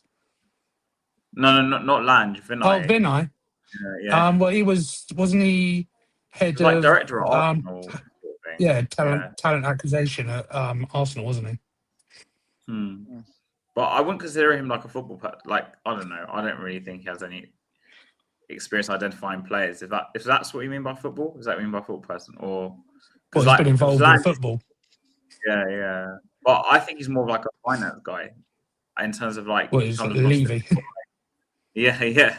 Because in his statements, the way I don't remember his statement before the West Ham game or near the end of the window, the way he phrased the statements was like about we need to like maximize our like money, and I don't know, I can't remember how he phrased it, but it was more geared towards He's basically like improving the squad, wasn't it? Yeah, but the way he phrased Which it, they didn't do. It's like a load of rubbish, basically. But I think one of our biggest mistakes in the summer was missing out on Eze and Gibbs White, because despite Xavi's like resurgence in the past few weeks, I think if we had Eze or Gibbs White, we might have not been in this position. Unfortunately, it's Yeah. go on, Nudge. Yeah. I was just going to say quickly, doesn't it say at all that apart from scoring a hat-trick against us, has done absolutely nothing at Arsenal, can't even get in the team anymore. Yeah, he would have been one of our main players. It's that football pyramid, isn't it? Or like Savroy said. It's that football pyramid. Gibbs White doesn't look like it was such a bad thing to miss out on after all. I don't think he's been awful this season from what I've seen of him. Couple of goals recently, but Forest are weird though, aren't they? They actually, you look at their players, you look at their team, and you actually think they actually got a really good team, but for whatever reason, it just doesn't seem to click at all. Marinakis is the one destroying Forest because he had Nuno, and then Nuno fell out with him over Edu because Edu gave him players he didn't want. Basically, this is the intricate of the story. Then he sacks Nuno. He brings in Ange. Ange does Ange things, and they don't win in 10 games. So that's what dragged them into this. And then he brings in Daesh to try and stay up, basically. And now Daesh, despite the fact he's only lost 1 game over the last 6, I think he won 2 of them. He sacked him. Then he brings in Pereira. Like, I don't even know. At this point, I don't even know what they're doing. Have you noticed what they're doing at Forest? They're becoming like us with Chelsea. They're like taking our old managers. They're like our rejects. The Frank's next, I guess, maybe in the summer. What if they stay up? Yeah. But I think They'll Frank's go to probably going to Palace. go to Palace. Yeah, that's what I think. Go Palace. I think he'll do well there as well. I think they're set up exactly right for him. Yeah. He'll probably sell Johnson again, though. Well, as long as we don't buy him, I don't care. Yeah. In answer to that, Stephen, yes, we did. Apparently. So they say, like they say, we got. Yes and no. That's why I did say apparently, Scott. I did say apparently. I mean, I think it's the sense of like Barcelona were like, oh, can we get him? Like, we'll bring him in for cheap and put him in our youth squad. Oh, somebody wants to give him money. We're not going to match him, right? Like, do you know what it's like? Oh, if we can get him for a cheap price, we'll get it. It's not like Barcelona really wanted him, went all out for him, and let us and then we beat him out for them. I think we got him for 8 million. If Barcelona wanted him, they would have offered 20 million and told him he could come into their first team, right? And he would have gone there in a heartbeat. So we beat out their. I don't think it's financial. Like Dragishin and Bayern Munich. You know, if Bayern Munich really wanted Dragishin, they would have got him. But I don't think it was financial. We offered him more game time than they could. I mean, look at their midfield compared to ours. Gavi and Pedri. Yeah, he ain't getting a game. It's just not happening. Yeah, that's true. That's very true. Binny guy, I love you, mate, because you don't mess about, mate. I watch you in the comments, right? And I think you're a top geezer, to be quite honest with you, because whether you're one of these fellas, if you agree with something, you'll go and bang in and say, blinding comment that. You know, words to that effect. But you will also make comments like this, which I think is really quite true. We ruined all of them. He's talking about the youngsters by hyping them up too much artificially. When they haven't met our expectations, we throw them under the bus. That's what we do. That's why we should stop buying kids. No more BS. What are your thoughts on that from Binny guy? Because I have been watching Binny. Do you know what I mean? And I do see he gets upset sometimes, but in fair play to him, he'll just come in and hit a comment. What are you lot's thoughts on that? I agree totally, because we brought Gray. Everyone's like, well, not everyone, because I didn't really want Gray, but our fan base, like, Gray's generational, blah, blah, blah, blah, blah, blah. And then he doesn't perform. Then they say he's rubbish. And then they say, oh, he needs another manager, bring another manager, get the best out of Gray. But it's a vicious cycle. Bergval's the same. He looks okay, but he's like, I don't expect much. I'm different, maybe, because I just don't really expect much out of the kids. I kind of feel sorry for some of them. Like even Sousa, if you go on X, as soon as we got Sousa, or we're getting him, suddenly there's compilations all over Twitter. Oh, this guy is amazing. I'm just like, you probably never heard of him like a week ago. So our fan base overhyped them, and then they fail. So it's like, well, yeah, I think it's complete truth to his comment, to be honest. I think if you look at the squad, there is a youngster that should be a backup in every position in that squad. Yet we don't have the first choice player for them to learn from. The backups are the first choice. If you look at striker, wingers, midfield, defenders, and goalkeeper, there is a backup as a youngster in every single one of those positions. Yep. I agree with that. Anyone else want to make a comment on what Binny said there? Are you all in agreement with it pretty much? Or anyone different? I think Haz and Andy, that's Andy there, right? Down there. Yeah, said it perfectly, right? Yes, the fans hyped them up. I don't think that affects them much as how their development is, but we do hype everyone that comes in is automatically amazing, right? But then Andy hits the nail on the head. So we as fans don't do them any favors, but the bigger issue for their development is they're brought in and the club really doesn't help them because they're not put into a situation to succeed. They're not playing in roles where they get a chance to learn. They're not learning. There's not professionals around them to help them grow. They're put into positions where they're expected too much out of them. And then, of course, what can we expect if that's the case, right? Like Odebert should be a backup at best, playing behind a quality player, but instead he's sometimes on the left. Oh, now he's on the right. Oh, now he has to play. I think he played one time in the 10. That's not what you should be doing with a young player. Not moving him around because you don't have any other options.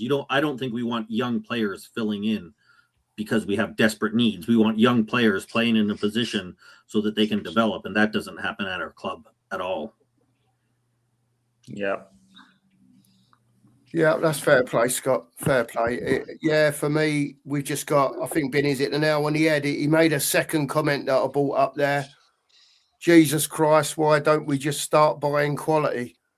Benny, we've been on about this for God knows years, just however long, mate, however long. And if you think the amount of money that Tottenham has spent over the years, we could have built 10 proper squads. So I've got a take on this. Go on, Andy. So I don't think that the fan base realised how much last season hurt our stock in the global game. Okay. Finishing 17th in the Premier League, I don't think anyone really cares about the Europa League as a trophy. I think the only reason people care about it is for the Champions League. Right. So I think last season really hurt us. And if you look at January, so they had their 6 targets for a left winger. No one was available. Was it that they weren't available, or was it they just didn't want to come?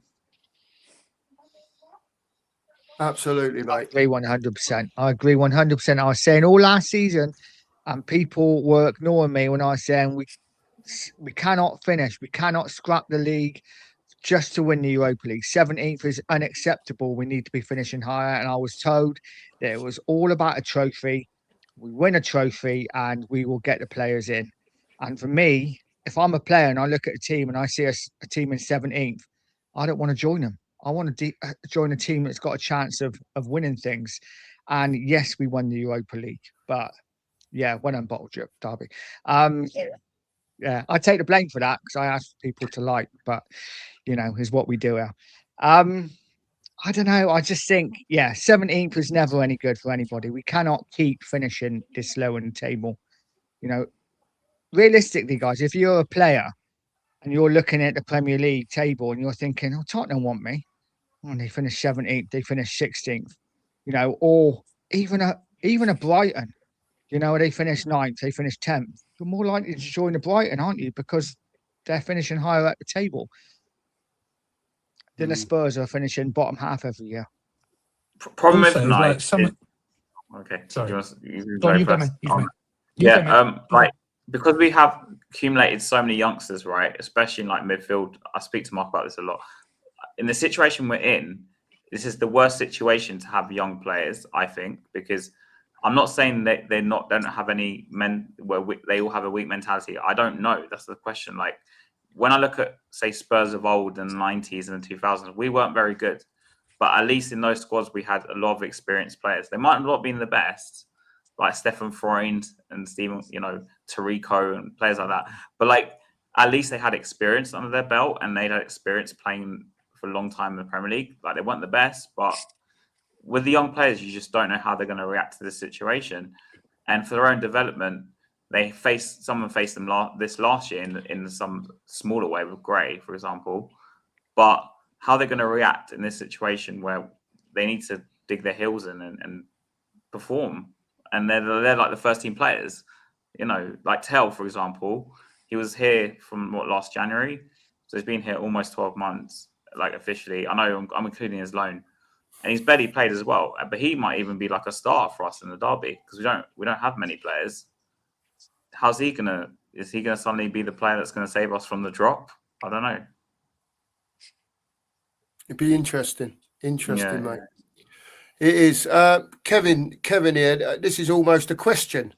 And I don't know what you think about this. Should we be sacking off the Champions League to focus purely on playing one game per week and getting safe? And I would add to that, just on the end of that, Kevin, with the injuries that we've got. No. And your No. reasoning is, Andy, go on, mate. So you put all that effort last season into winning the Europa League to get into the Champions League. So now you want to sack it off. Like we have spoken about this. I don't think that we will go down. Obviously, this is going to get clipped massively if that happens. But yeah, I don't see us going down. So why would you throw away a whole 2 years' work getting through in the top 8 to just sack it off? Plus financial reasons. What is it, £16 million for every stage you get through now? Yeah, I believe so.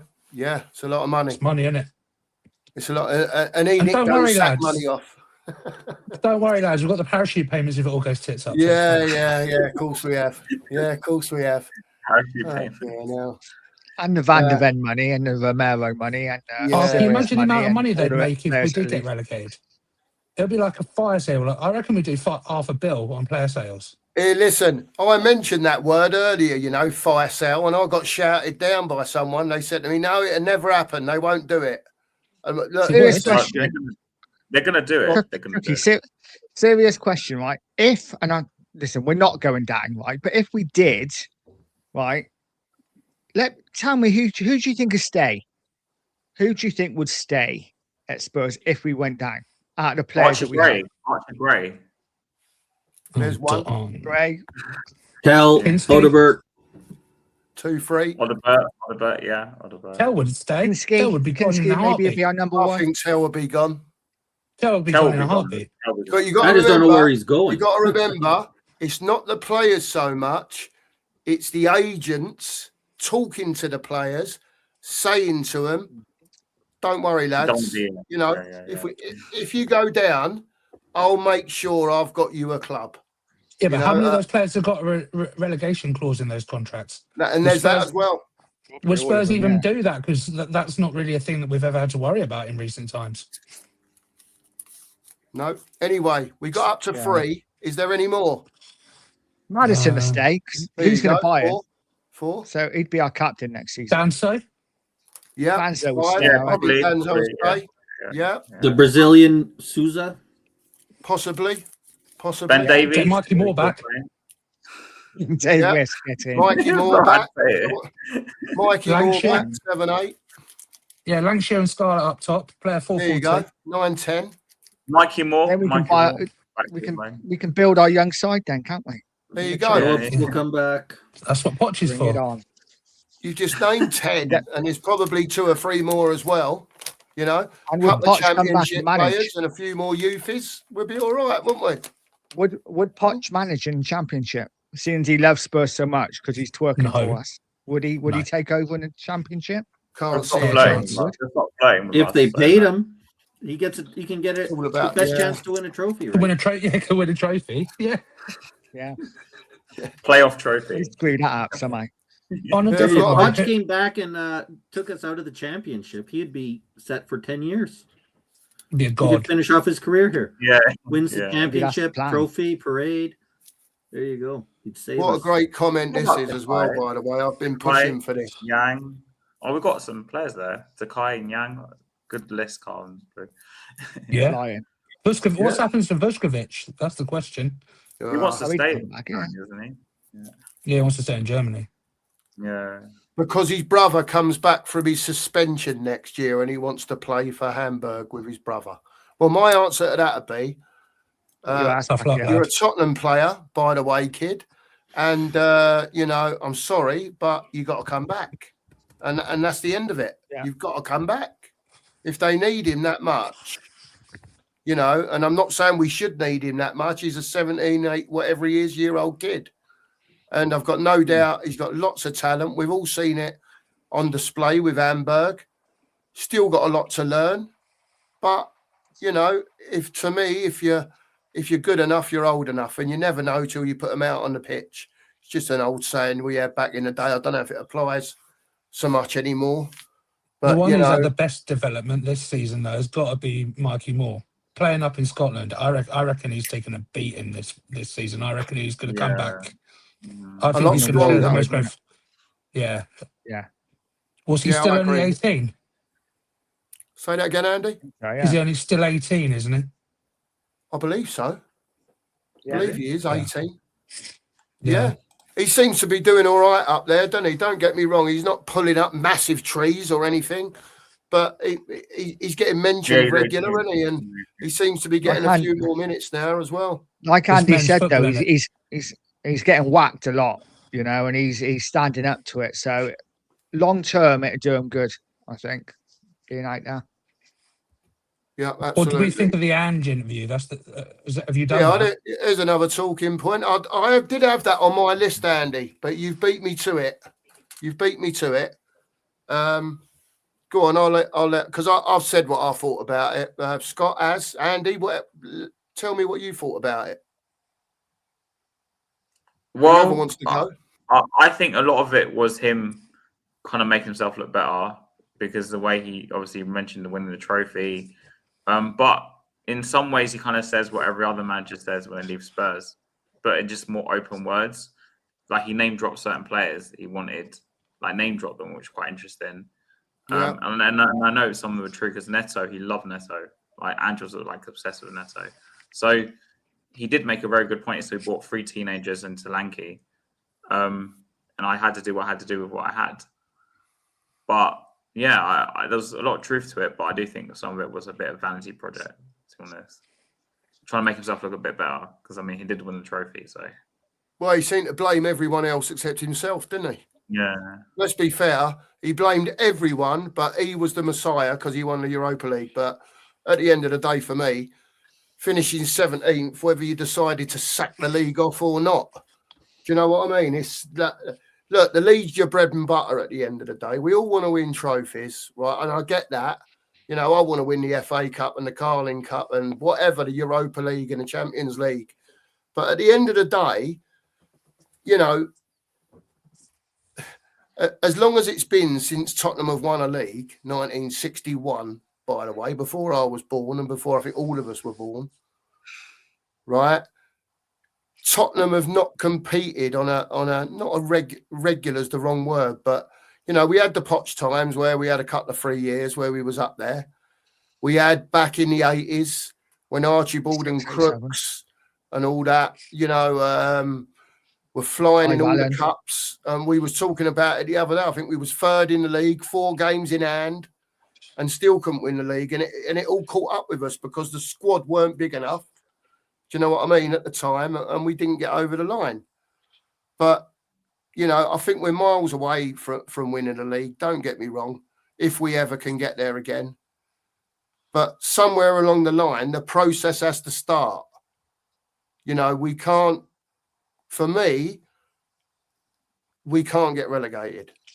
Under any circumstances, for me, I think this has got to be a massive warning for the people above.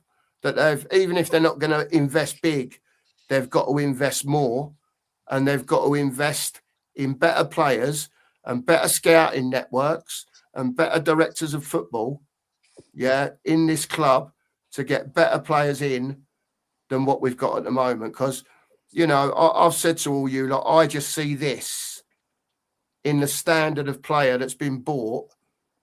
Generally, not all, not every player, but generally, we're not buying at the right level, and we're asking players and a lot of boys, to be fair, to do men's jobs, and it hasn't worked out for me. And 17th is not good enough, and to be down there again in the midst of that, and you know the points are very similar to where we were last year as well at this time.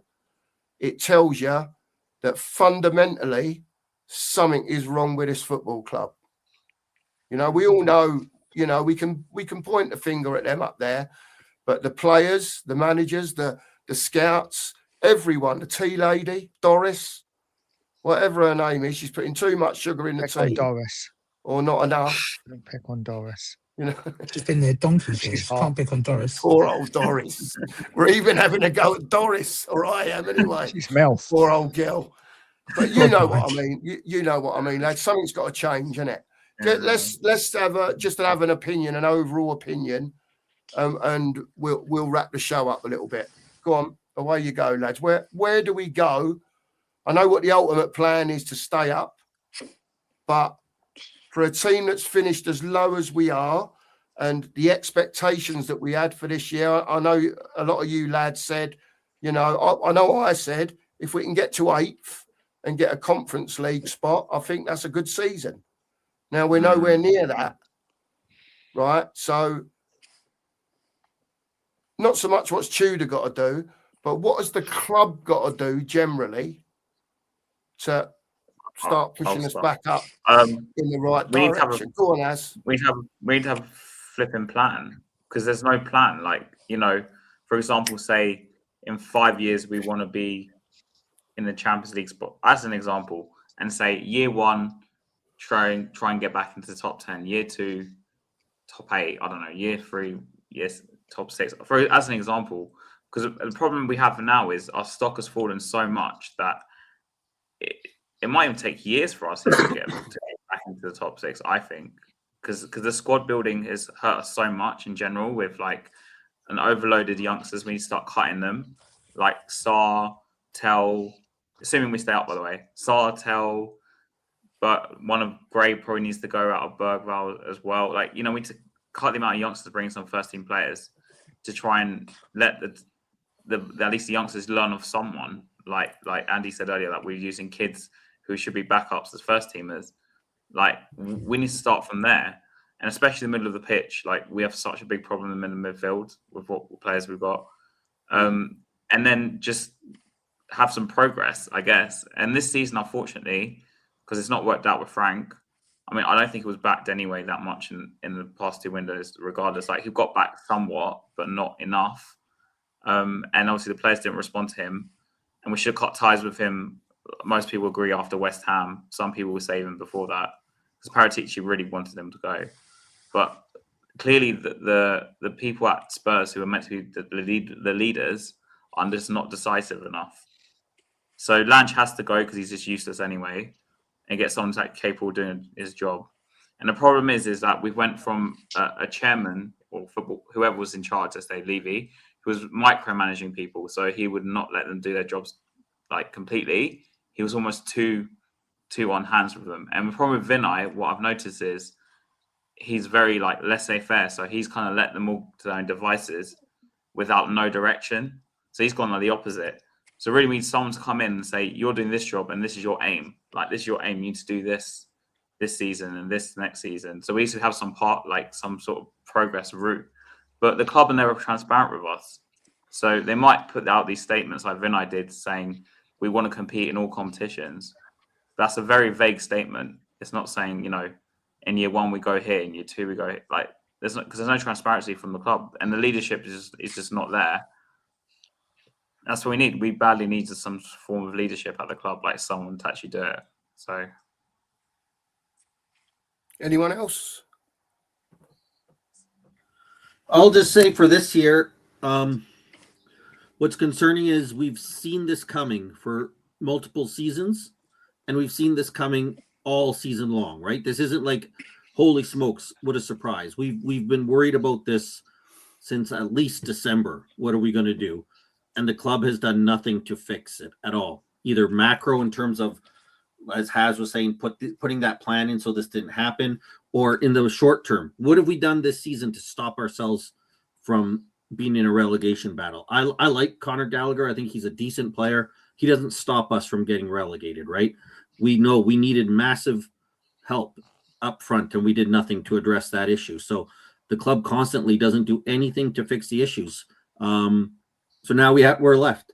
You know, Mark, I've said I don't think we're getting relegated, not because of the quality we have, but because of how poor the other teams are. So now we're largely relying on other teams being poor for us to stay up, because we don't have the quality to take control of the situation ourselves. And that's the reality of where we put ourselves in. Where we need to go in after this season, in the summer, massive massive changes at the club, starting at the top. A new manager alone isn't enough. A new DOF isn't enough. We need somebody at the top of the club that is a football person who has a football background, not Vinay Venkatesham, who's had multiple years making commercial deals at Arsenal. Somebody who actually is involved in the operations of the football team, football decisions. And I'm fine with that, even if it's like, say, we put Glenn Hoddle there, who is only a football person and hires a DOF to make the real hard decisions. But somebody at least has to have some football knowledge to hire the important people at our club, and we don't have that right now. We saw that whether Vinay and Lang hired Igor Tudor, what we know is that wasn't the plan. That wasn't their plan that they got to. It's a reactive move. So let's hope. I think we'll be okay. I think, again, we'll hold on because of how poor other teams are, not because of anything we do. But until we see the changes at the very top, anything we're doing now is just putting a Band-Aids on a amputation, right? We're cutting off our arm and trying to hope that we can patch a few Band-Aids on it. We need to make major changes at the club. Absolutely, Scott. Andy or Nige, would you like to make a comment on this at all, this situation? Yeah, so for me, I mean, I think it comes down to squad building. If you look at players that have gone to like smaller clubs, like if you look at that winger Talby at Sunderland, he's better than anything we've got on our wings, barring maybe Kudus. Our scouting's awful, so we really need to improve that. And if you watched Sean's show a couple of weeks ago where he was talking to the guy who worked at Spurs in the medical department, do you guys see that? Yeah. They're going to have to pick a manager and stick with him. Regardless of what happens, it's going to have to be a 5-year plan. If it is Poch, then they've got to give him that 5 years, give him a budget and let him work with it. Because I don't think there's anyone else that appeases the fan base and maybe gets the fan base back on board. Because if it's not Poch and it starts badly next year, I think you will see large protests. I think it will get a lot bigger. Yeah. Nige? Yeah, I agree. I agree with everything that was just said. I think how we should end the show, and of course it's your show, mate, so you carry on. But Daniel Beecham has put a great comment towards the end. Yeah, I'll try and find it. Go on, mate. That I think we should end on. But yeah, I agree. I agree with everything. I'm looking for I wasn't really listening because I was reading the comments. And what does it begin with? Multitasking. It says, great podcast tonight, gents. Can you talk about the positives that you are seeing now and explain how you think we as fans can help the club for the remainder of the season? I think it's a good way and a positive way to end the show because Spurs fans is quite negative at times, isn't it? I'm still looking for it. Lads, if you want to answer that question, why I find it. Here we go. I found it. Yeah, I'll read it out again. Here we go. Great podcast tonight, gents. Sorry, and by the way, people, there's so many comments coming in that I can't, even if I just stood here tapping them all night and this lot talked, I wouldn't be able to keep up with it. So thank you very much for all the comments that you put in. You know, we do sort of flick through them again afterwards. You can once it's all loaded on the cloud. And can you believe this? Look, who's this geezer coming in? Here he is. The analyst is in town to give his view as well. How are you, Dan? Nice to see you, mate. How's the baby? Yeah, I'm all good. All right, mate? Happy. You all right? Well, yeah, she's asleep, so she might wake up any time. So I don't know how long I've got. But happy Valentine's Day, everyone. Love Absolutely. to you all. Big up, chat. And to you, mate. How's everyone? Had a good show? Oh, absolutely brilliant. Wow. Yeah, it's been fantastic, mate, to be honest with you. It's been a really good show, and I love it when the people get involved. You know, it's been banging in here tonight. I've really enjoyed it, to be fair, and the opinions that you see through the chat and the lads on the panel, it's just brilliant. I love it. And, you know, no idiots in the chat, which is great, Dan. I like to see it. Cool. And, we had a few early. you know, but you know Yeah, what I mean. it's a No, good nothing too That heavy. guy who said he was going to put £1,000 on us to win the Champions League. Yeah. Did you see that one? That was pretty Yeah, epic. yeah, I saw that one. Aussie and that was pretty good. Yeah, that's positive, isn't it? We could finish on that. And on that note, I said, if you've got Win that a sort of money to Champions be League, get thrown around, relegated. can I have some? Yeah. there you go. I'm going Yeah. to leave this question up. I'll let Dan have a little say what he wants to say, because we're talking about Tudor. What you think he's going to do, mate? And does he keep us up? And does Poch come in? Basically, that's what we've been talking about. But Daniel Beecham, as Nigel said, has put a great comment up on here. I want you to talk about Tudor from your perspective and what he does for us, Dan, and then we'll all go on to this question from Daniel. I'm going to star it. I think that is it up there. I can go back to it. You carry on, Dan, and I'll keep flicking through the chat, mate. Away you go, mate, whenever you're ready. So Spurs are back, right? Apparently. Yeah. Spurs are back. So do people believe now we're going to start winning games on the panel? Do people think anything's going to change? I'm intrigued to see, Dan. I don't think so. Hopeful, aren't we? I don't think much will change, but I think that if you get an interim manager in and he can't get something out of these guys, because we know that some of them have got ability, Dan, right? They have. Some of them have got ability. You're not telling me Xavi Simons can't play football. I mean, he can. He's lightweight for the Premier League, but he has proved over the last 3 or 4 games that he's starting to run with the ball. He's starting to win the ball back when he loses it. And that is a bit of an upbeat for me, because he really, really did struggle, didn't he, when he first came in? It was a shadow of the footballer that we've seen in Germany. But to answer your question, for me, I just think it's a case of we're so shit, mate, at the moment. And I'm being frankly honest, we are so shit at the moment. If he can't, like Nige says, get 5% out of them, then they all deserve it, mate. They all deserve it, mate. Get relegated. We don't, though. We don't. No, we don't. But we can't force them, Andy, can we? Well, no, At we the can end get of the day, behind if them. they though. haven't got the bollocks, if you like, the testicular fortitude to fight for this club not to go down, then why the fuck are they here in the first place? Poor recruiting. So Cookie, you think you think we'll start winning games now, yeah? Well, not so much winning games, like as in, I just think we need 4 wins, and I think we'll get 4 wins by hook or by crook. I think we'll get the 12 points that I want us to get us to 41 points. Okay. So do you think we can go to Fulham and get something now we've got a new manager in charge? I can't tell you that until I've seen him against Arsenal, because I'm like you, Dan, and everyone else. I don't know too much about him, but I want to see more than anything that for 90 minutes, whatever the score is, that those players are giving everything. Because when I've been doing watch-alongs, mate, So it's a no, Cookie. They're Is that not. a no? It's a no, basically. You're not convinced. It's a no until I've seen him managing. Okay. Anyone else? I don't know, because I've never seen Tudor. So, Anyone want to call it? Sick. Are we going to start winning games now? Well, let's look at Palace. Palace at home. What about that one? Spurs going to win that one now? I think we can beat Palace. Dan's got the look on. I can tell by the look he's serious about this. I know he is. Go on, Dan, carry on. I'm just interested to know, because obviously we've changed manager. I just want to see where people in the chat, are we going to start winning games now because of this man? I'm just interested to gauge, the change now. We've got to.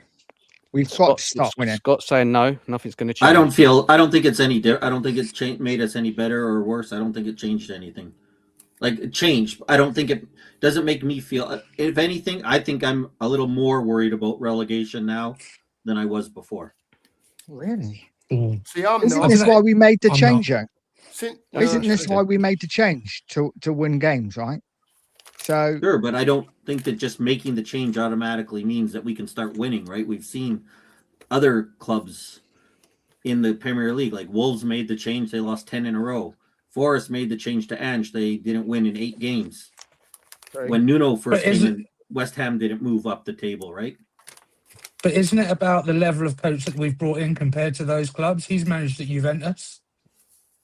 He did decently at Juventus. But he didn't do great at a lot of those clubs. He's kind of seems to be hit and miss. Lazio. Look at what he did at Lazio. He did a really good job at Lazio. He stopped them from slipping into the relegation zone and got me Conference League space. So I don't see how that's bad. But then they had another one where he lost his last 8 games at Juve, right? Yeah, but did he lose his? Was it? Did he lose the last 8? I don't think he got a win. Or he didn't win the last 8. Okay, well, I'd take 5 draws in our last 12. Would you not? The thing is, though, every manager's been sacked. Sure, but do we have the talent? They always end badly, right? Like, my worry is the damage has already been done. That's my worry. Like psychologically with the players, because when I saw them again, Frank should have gone ages ago. They looked. Yeah, but they were playing like they had the handbrake on, didn't they, the whole time? With this manager, from what I've seen of the way Juve played under him, he likes his fullbacks to be up high, or his wing backs to be up really high, and that will suit Porro down to the ground. And if he's back for Arsenal when he can start getting fit, then that could help us out a lot. Yeah, I don't think we had a handbrake on. I think the handbrake is our lack of talent, and I don't think that's changing when he comes in. What, Scott? Why do you think they brought him in? I don't know. I guess because somebody finally. And do you have any reason? Do you think the club would have done it? I said all season they should have done this earlier if they were going to make a change. Yeah, but Scott, thinking of it now, there must be some reasons why they brought this guy in, particularly this guy. Why? Paratici. I don't know, but I don't think that the people making decisions make very good decisions. Like managerial, what does he offer? What does this manager offer us, Scott? Has anyone? A willingness to take on the deal? I don't know for 5 months. He's just a new manager to me. I don't know much about Igor Tudor. So there's no reason why he's been brought in there. Come on, guys. Because he's willing to take a short-term deal. I think he's been brought in. I think he's been brought in to try and tactically organise this team properly. Right, we know we've got a lack of forwards. Now, we know we've got a lack of forwards. Yeah, we can go round the panel. Yeah, at the end of the day, right, the performance somehow has got to be lifted. I don't know how he does it because I'm not a manager myself.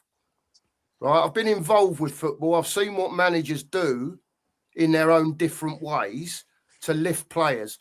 I think at the moment. And this is just me personally, I think, right, under Frank, a lot of them, especially at the end, had give up. They didn't want to play for him. They didn't like his tactics. And you weren't seeing what you should have been seeing. That's just in pride and passion. And I'm not talking about ability on the pitch because we don't see a lot of it. So for me, I want him to try and see him use what he's got to the best of his ability, get the best out of those players, whatever the best is, and do enough to keep us in the lead. That's all I'm worried about at the moment. I'm not really worried about style, sexy football, all that shit. I love all that, yeah, but we're in the predicament now. Yeah, that we just need to win a few games. And whether it's by hook or by crook, I don't know how he's going to do it because I don't know enough about him. I'm trying to research stuff. Nigel, tell you, look, I've written so much stuff and watched so many videos today. All I can say to you is he's a high presser. Yeah, and when he presses, right, what he likes to do is, you remember when Frank came in and we played PSG and we high pressed, and when we high pressed them, yeah, he sent 4 or 5 over there, yeah, to really press and block players in. This is what this bloke does. He changes formations in games. When we lose the ball, he'll have, for argument's sake, Porro and a doggy playing really high up. He expects every player over the 90 minutes, with or without the ball, to be moving. He don't want to see anyone standing still. That is not part of his philosophy. Everyone's on the move all the time, because if you're standing still and there's someone making a run, they're running away from you. He don't like that. And this is my biggest problem with Spurs. I said to Nigel and Has about this, Dan, we have so many players that are standing still. They'll give a 10-yard pass, and instead of moving 3 yards that way to receive it back or give an option, we don't do it. This bloke, I'll tell you now, he won't have it. He won't have it, Dan. He expects them to be moving all the time, in or out of possession. Has that given anyone more confidence on the panel then? What a Cookie said there about this guy? He could be the right what guy. Do you think? What do you think? Is he the right guy? Because listen, we've all been. I think most of us on here have been very much like Frank isn't the man. So we've got someone else in. So we've got what we all wanted, right? We wanted Frank out. We've got a new manager in, whether it's for 12 games or 12 years. You know, let's see what he does. What do you think, Dan? Do you think he keeps us up, or do you think he's going to be worse than Frank? Yeah. Okay, so look, the question is, do we think these players are good enough to stay in the league? That's the first question, right? I think everybody on the panel thinks we should be good enough to stay in the league. Is that right? Going around the panel quickly? On paper, yeah. But my worry is the mentality of the players. Okay, yeah. They might be technically better. They might be technically better than like the other clubs we're competing to stay in the league with. My worry with our players is that weak mentally. If we fall into that bottom three, can they pull themselves out of it? So Has, following from what you said, so that this manager's job is he's been brought in to sort the organisation out and the mentality for me. If he can do that, yeah. If he can sort the mentality out, organise the side, then obviously the players have to take responsibility as well. We should be okay. So if I look at the fixtures, if he's a half decent manager, he should be able to do that, right? He's experienced. He's been everywhere, managed Juventus. He's an experienced guy. I know he hasn't got Premier League experience, but if I look at the fixtures, obviously Arsenal, it's going to be tough. Fulham's tough game, maybe get a draw. Palace, we should be winning at home. Liverpool away, I doubt it will get anything. Forest, we should be in at home. Sunderland away, tough game, but maybe a draw. We should be able to beat Brighton at home. Wolves away. Villa's tough game, don't expect much. Should be able to beat Leeds at home. Chelsea away, we won't get nothing. And we should be able to beat Everton at home. So there's enough wins there to keep us in the league. And I expect now this manager to get those results. That's what I expect. And I expect us to stay in the league. Brilliant, Dan. I hope you're right. So you've got a positive feel, Dan, about it then, have you? Yeah. No, I just think that Frank was doing an awful job. Yeah, completely lost his way. The team, shocking. Yeah, completely fallen off. Poor management, poor tactics, poor system. And this manager coming in now will shake it up. And yes, we have to hope that these players listen to him. We'll have to find out. I'm going to reserve my judgment on this manager until I see it up and running. Yeah, I've got to see him for a few games to see what he's made of, how he sets up the tide, how the players respond, and then I'll say what I think. Was he my first choice to come in and manage this interim period? No, I would have gone with someone like Redknapp, but obviously he wasn't chosen. So as long as this manager knows what he's doing, and the players are good enough to stay in the league, we should be fine, I think. Right, well, Drew has helped us out a little bit. Go on, Az, you go first. Go on, mate. Dan, do you think the players will respond to him then? Because that's my biggest question. They have to. Yeah, I'm not saying they have. We've got a problem. We've got a problem. If they don't respond, if we don't see a response, I'm lost for words. Honestly, there has to be a response. we'll see, right? We'll see. Arsenal is a big game, isn't it? Like, massive game for its first game to manage. I expect us to compete. I don't expect us to win the match, but I expect us to be a lot more competitive than we were on the reverse fixture when we got battered 4-1 away at Arsenal. So I expect some improvement straight away, competing, trying to get something from that game. Hopefully the fans will be behind the team. But, we've got a lot of injuries, haven't we? So it's tough, right?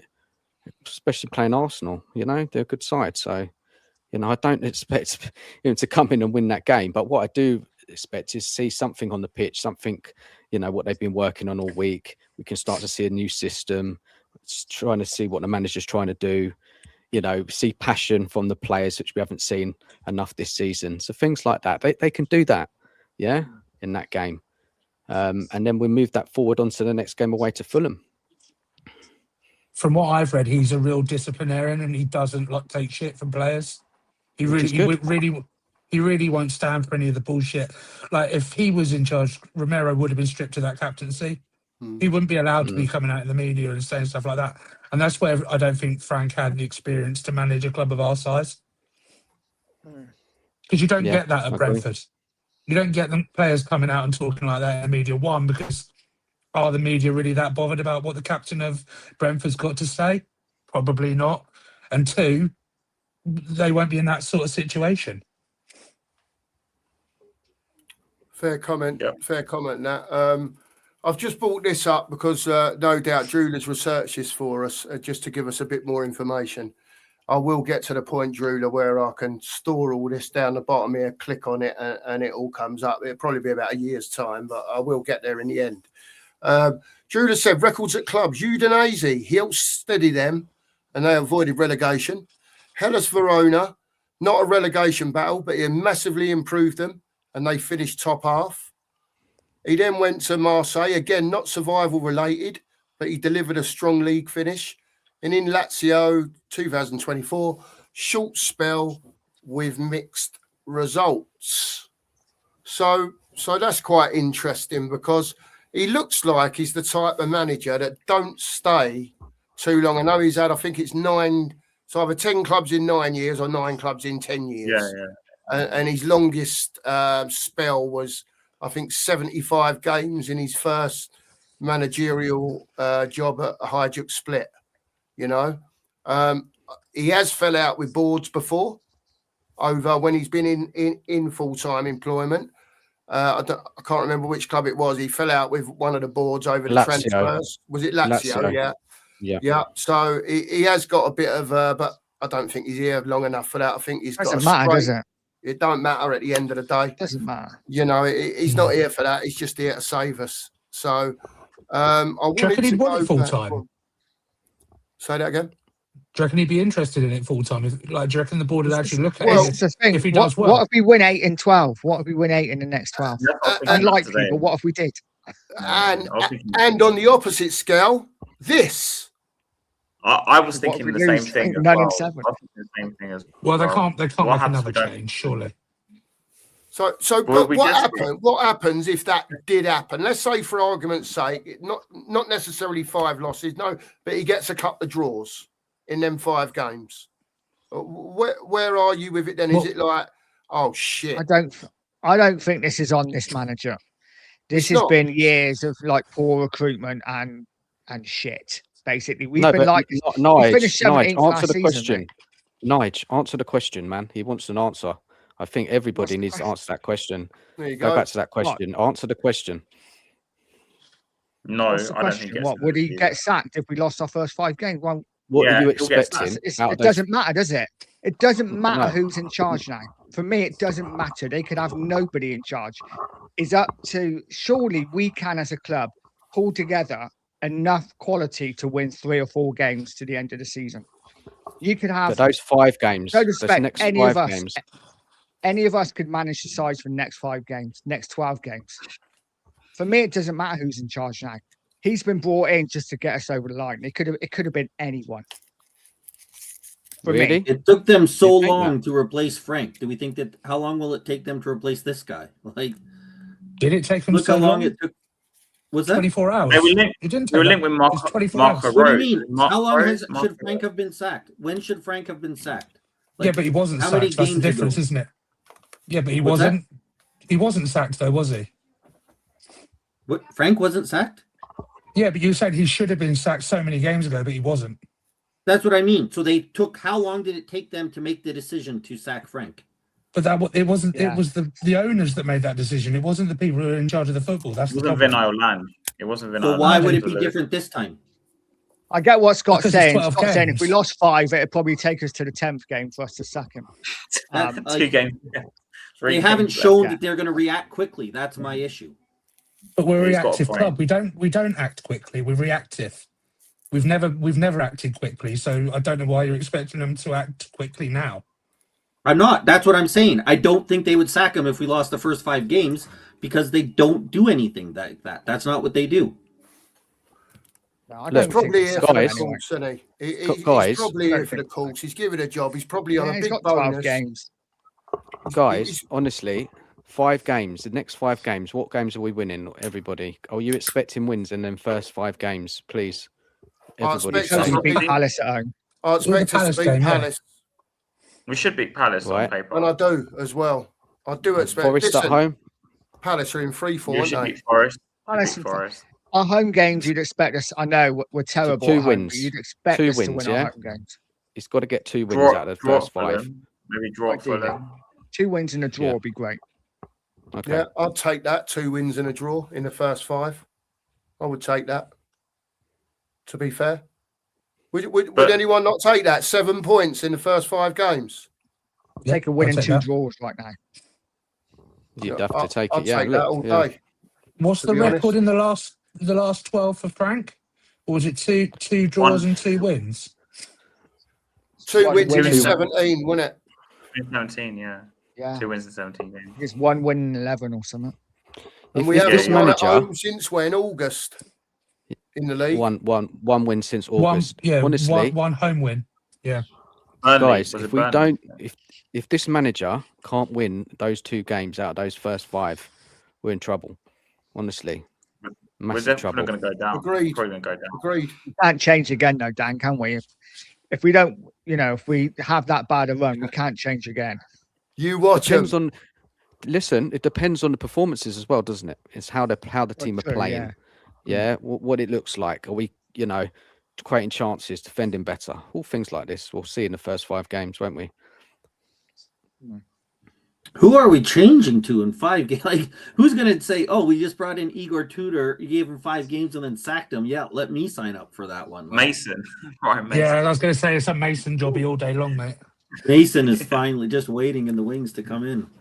I think we'll win at least one of those games. I wouldn't be surprised if we didn't win both of them.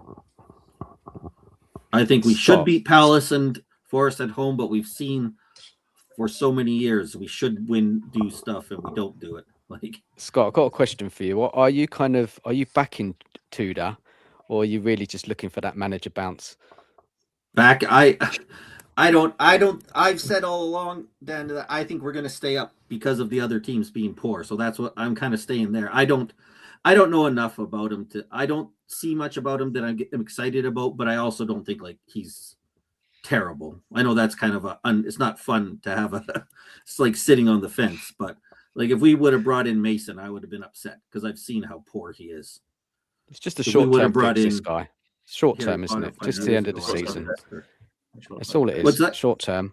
It's a short term fix, isn't it? To the end of the season, and then we go and Yeah. get the man that we hopefully all want. Yeah, the one thing I'll say about him is, and I think I said it yesterday with Mark, is he's a competent manager, like in the sense that he's experienced, he knows how to run a team, he knows Yeah. how to do that, right? We're not worried. This isn't somebody, we were talking about maybe a Jermaine Defoe who's never managed before. This guy knows how to manage. He'll come in, he knows what he wants, right? He's not going to have to try to figure things out. He knows how he wants to play. He'll have a plan. He'll come in and he should be competent at the very least, right? And I think that's good enough to get us through. I think that's all we really need based on the other teams we're I going think that's against. fair. It's just somebody Scott, to come I think in. that's fair. Yeah, I agree, man. I think that's very fair. Yeah. Yep. Any other comments on that from anyone? What we're saying about the Did you know? 0 in 5? You guys mentioned how it was so quick that they brought in Tudor when they got rid of Frank. But the only reason that was so quick is because they just used Paratici's idea from like December. Yeah, So So if we Found- were to found- sack Tudor now, if we were saying some reality, we don't win the first 5 games and we sack Tudor, which is, I don't think it's out of the realms of possibility because we'll be desperate at that point. Who are they going to bring in? I mean, that's why I said Mason. That's the only one I could think of. God knows. I don't know. Listen, Guys, Mark, Go what on. about the thing about Sherwood said today? Did you talk about that earlier?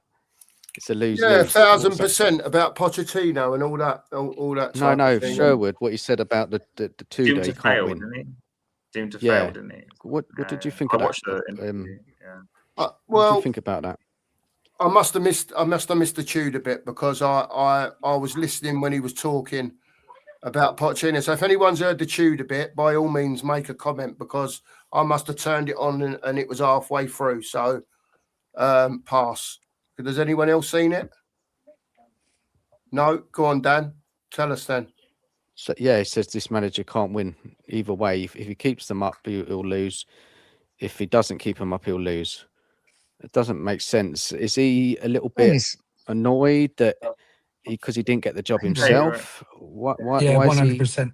I think Yeah. it's a win-win for this Tudor guy. You know, he comes in and he's in the shop window for a possible another job. You know, if he does well, he gets another job in the Premier League. Yeah, agreed. Yeah, I think it's But- he might keep us up by doing nothing, and then he gets credit for keeping us up. And if he goes down, it's going to be blamed on It's Frank, not on not him. him. Like, Well, what Frank, and is he a gets good job? probably a decent paycheck from it. Like, Let me it's- Yeah, just sorry, tell mate. Wolfram, we'll carry on, Yeah. but I'm going to come back to this, Wolfram. All right, I haven't forgot about it, but I just want to keep up with the chat. So we will come back and answer this in a bit, Wolfram. All right, and thank you very much for the super chat. But keep going, lads. Go on, carry on talking. Sorry. I'm just gonna, Mark. I gotta hop off. So All right, pleasure Scott. chatting with Thanks very everybody. much for jumping on, man. Really Yeah, appreciate talk to it. you guys Bye. later. See you Speak to you later. later, soon, Scott. mate. Take care.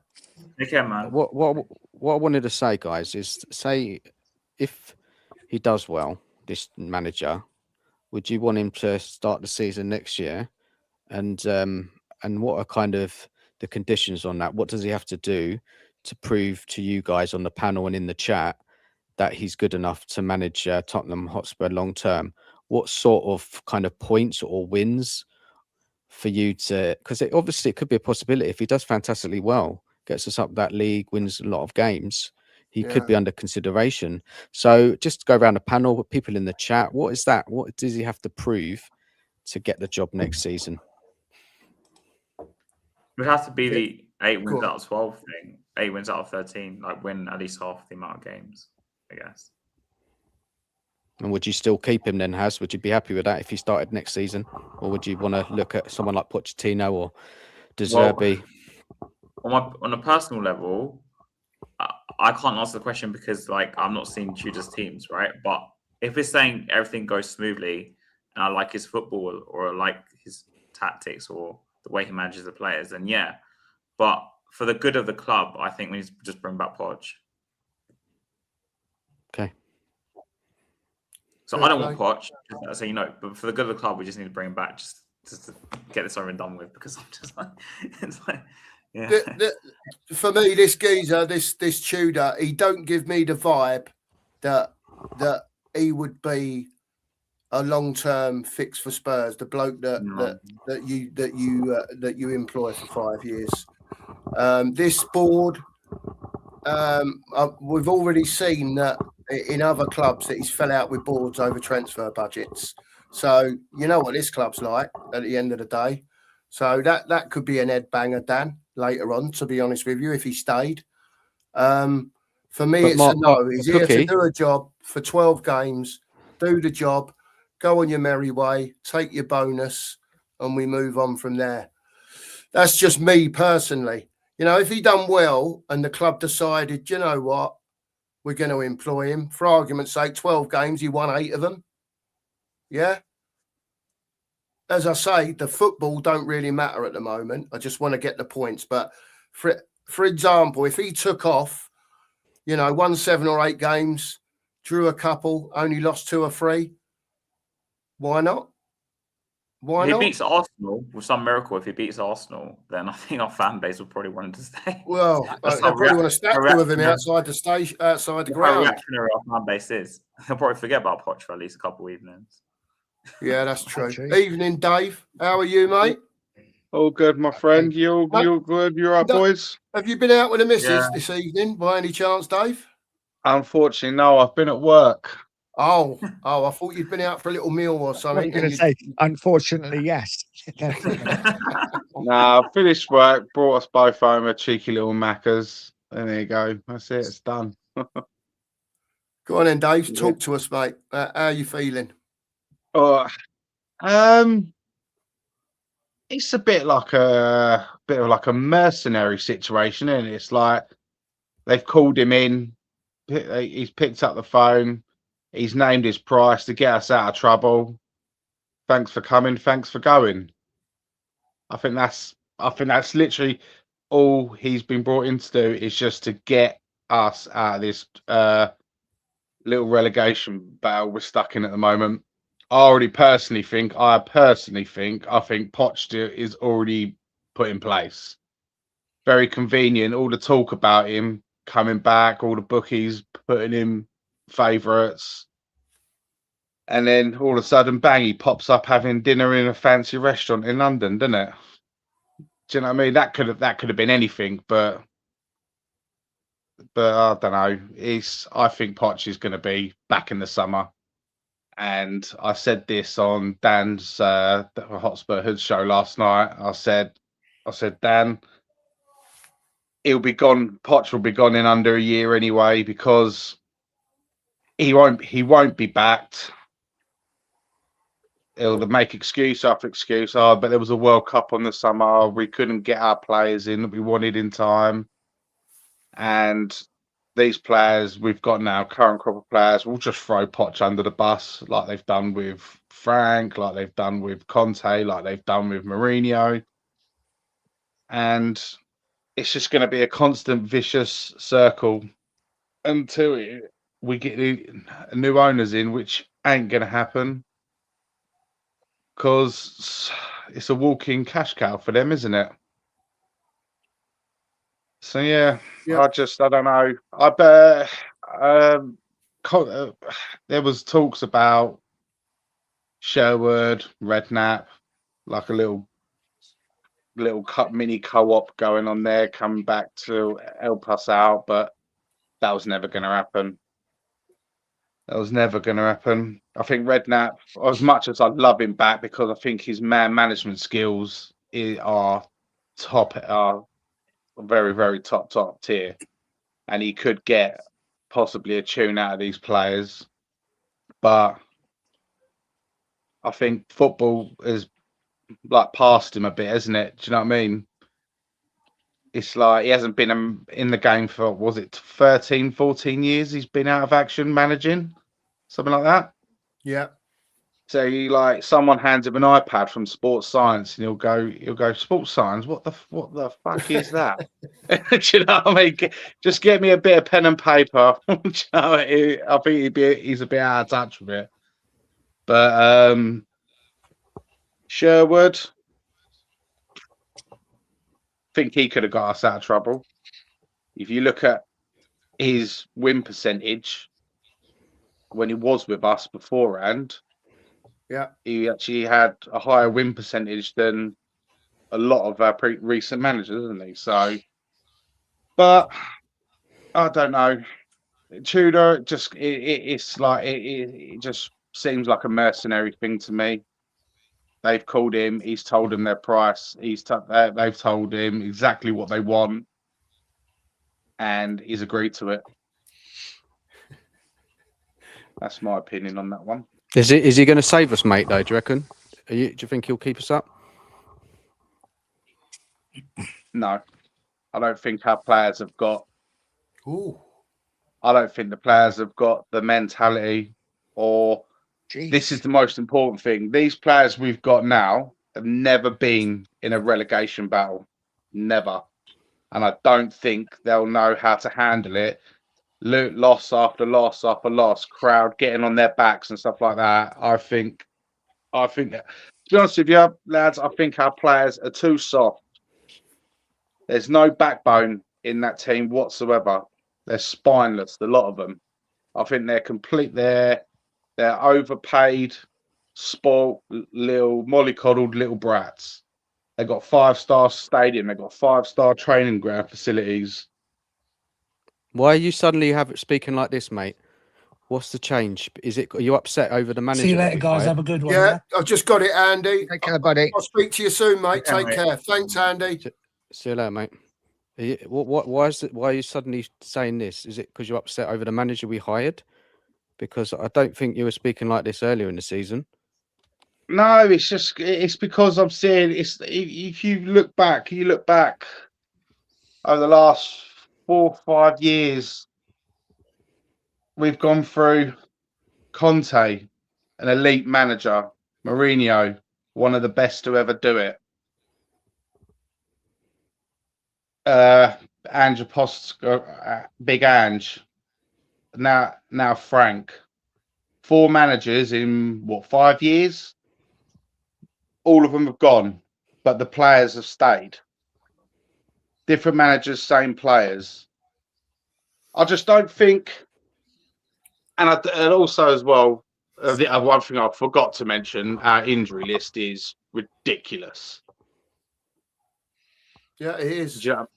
Our injury list is not going to help us whatsoever. So that plays a big factor in my. Obviously, I'll pray I'm wrong that we do stay up, because 90% of my mates are all fucking gooners. You can imagine the shit. Imagine the shit I'm going to get. But Oh dear. yeah, I don't know. It's hard because I'm just so fed up of this club from top to bottom. It's wore you down, Dave, isn't it? It's heartbreaking. It's actually heartbreaking to see what we've become as a club.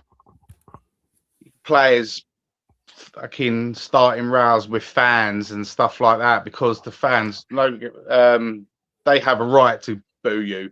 They have a right to boo you. If you're playing shit, they've paid 80 to 120 quid to come and watch you. They have a right to voice their opinion. And if you don't like it, you shouldn't be playing football. Sorry. Dave, you seem really down, right, tonight. And I know, you're a bit like us. You sort of not focus on the negative, but you want to see better from our football club generally. Yeah. Can you give 100%. us, Dave, is there something, Dave, that you can give us that you would class as a positive going forward? Because some way or another, we've got to get out of this, right? And then if and when we get out of this, we've got to move on, right? And this football team's got to improve. The owners have got to get, for me, better directors of football in, better scouts in, that sort of stuff. We've got to work on that. We've got to work on the connection between whoever the manager is and whoever the DOF is, because that connection hasn't been there, I would say. And welcome to Ellie, by the way, who's popped in. Big up to you, Ellie. Hope you're well. All right, Yeah, lads. You all right, Ellie? Yeah. So yeah, I mean, somehow or the other, he's got, I don't know if get a tune out of him is the right word. Do you know what I mean? The right word to use. But surely we can get what we need to get out of this. Surely. I know we're bad, but we're not that bad, are we? I think this is the worst Spurs squad probably since the early 90s, and it's depleted. That's how much confidence I don't have in this team at the moment. Obviously, like I said to you, I've got all of you. I said I pray I'm wrong. I hope. I'll tell you what he needs to do. He needs to bleed the fear out of them. Bleed the fear out, because apparently, I've been reading up a lot on him the last couple of days, that he don't take too kindly to nonsense around the dressing room. Doesn't take too kindly to it. But you've got some big personalities and egos in that club, massive personalities. And it's just, obviously, like I said, I hope I'm wrong. But I just, from what I've seen for the last 2 years, I know we won the Europa League last year. But you look at the teams we played, the level of the competition, it was actually very low standard, to be fair. And let's be honest, Man United were just as shit as us last season. So it was like literally, it was a coin toss who could ever won that game. Can I just say though, as a fan base, right?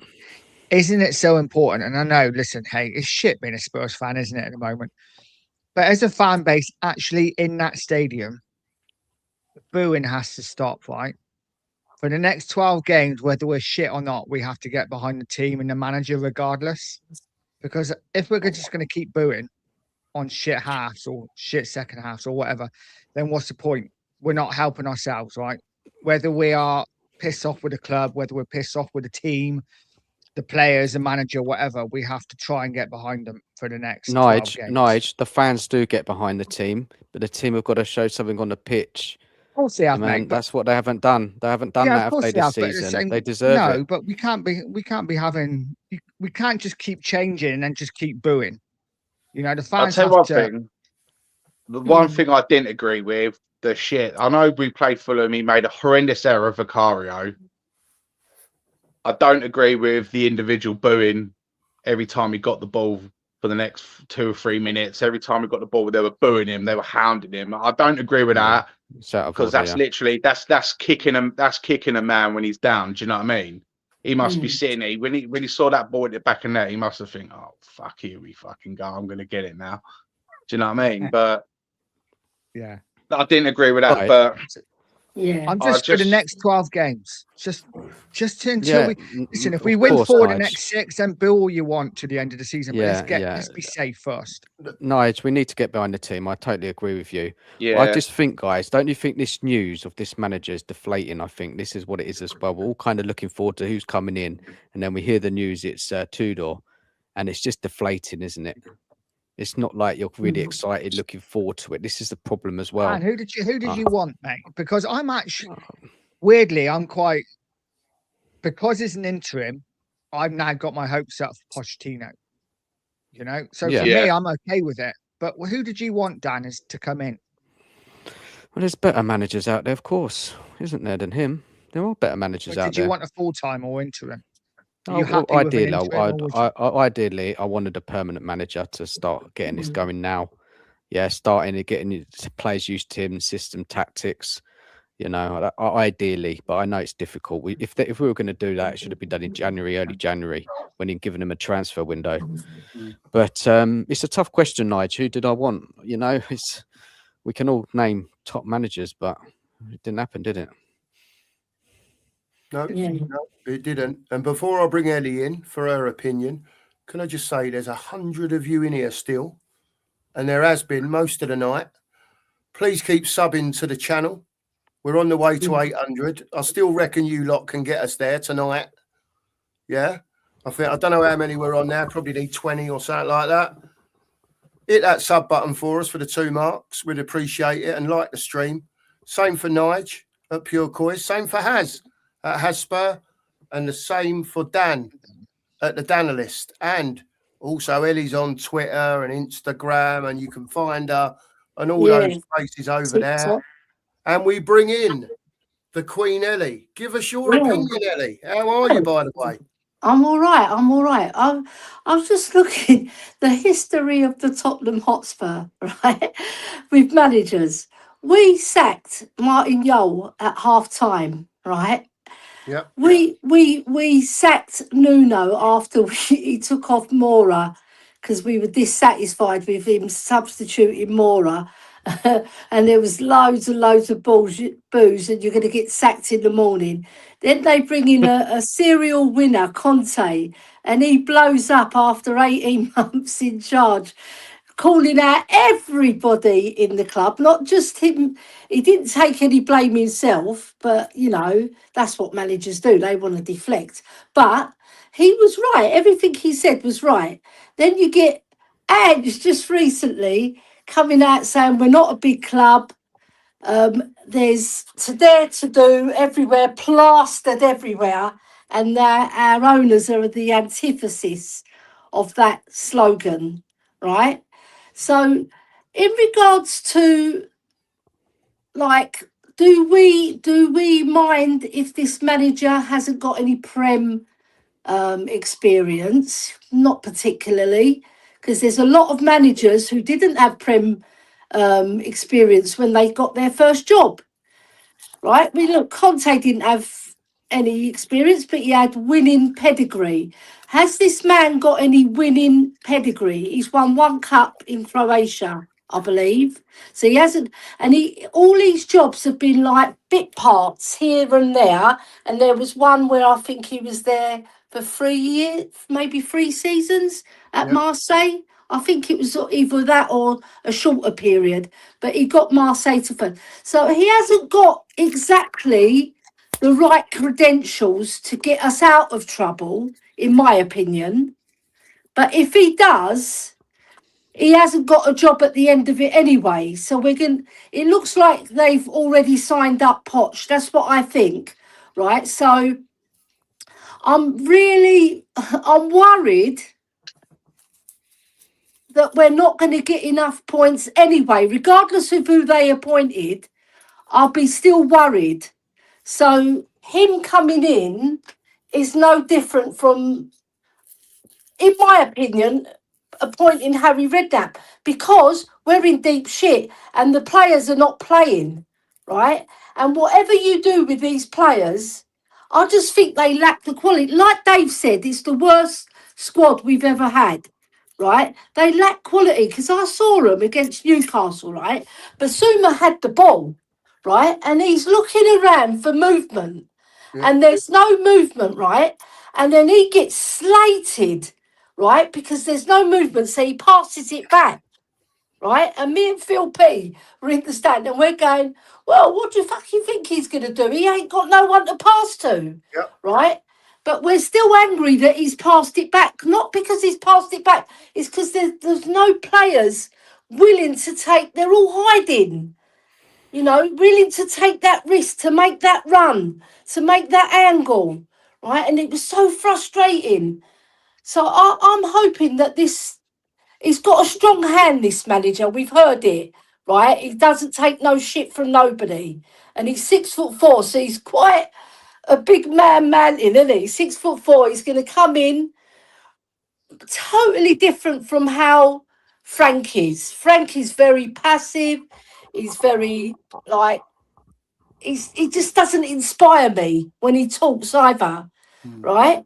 So this guy seems to be a strong-handed manager. So I just hope he can get a tune out of our players, because it's like they've given up, right? Because that Newcastle game, it was probably the worst game that I've seen at the stadium. I've seen, you know, when you watch it on television, guys, you get a different point of view because you don't see everything on TV, right? But when you're in the stadium, you see absolutely everything, right? And it gives you a different perspective on how we're playing.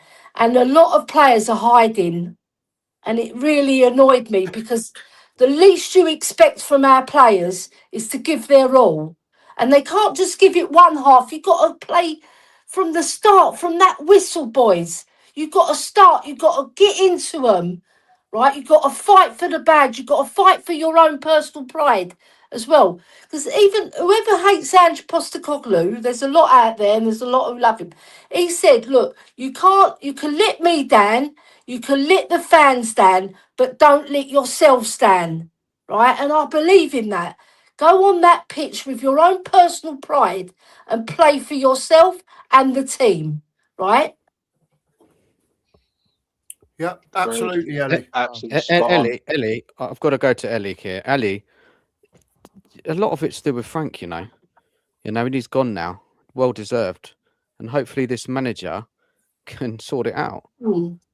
I really hope so, Dan, because it needs somebody to give them a good kick up the arse. You know, you're earning big money, regardless of what Ange Postecoglou says that we don't pay the wages, they're still flipping earning 50 times more than the man on the street.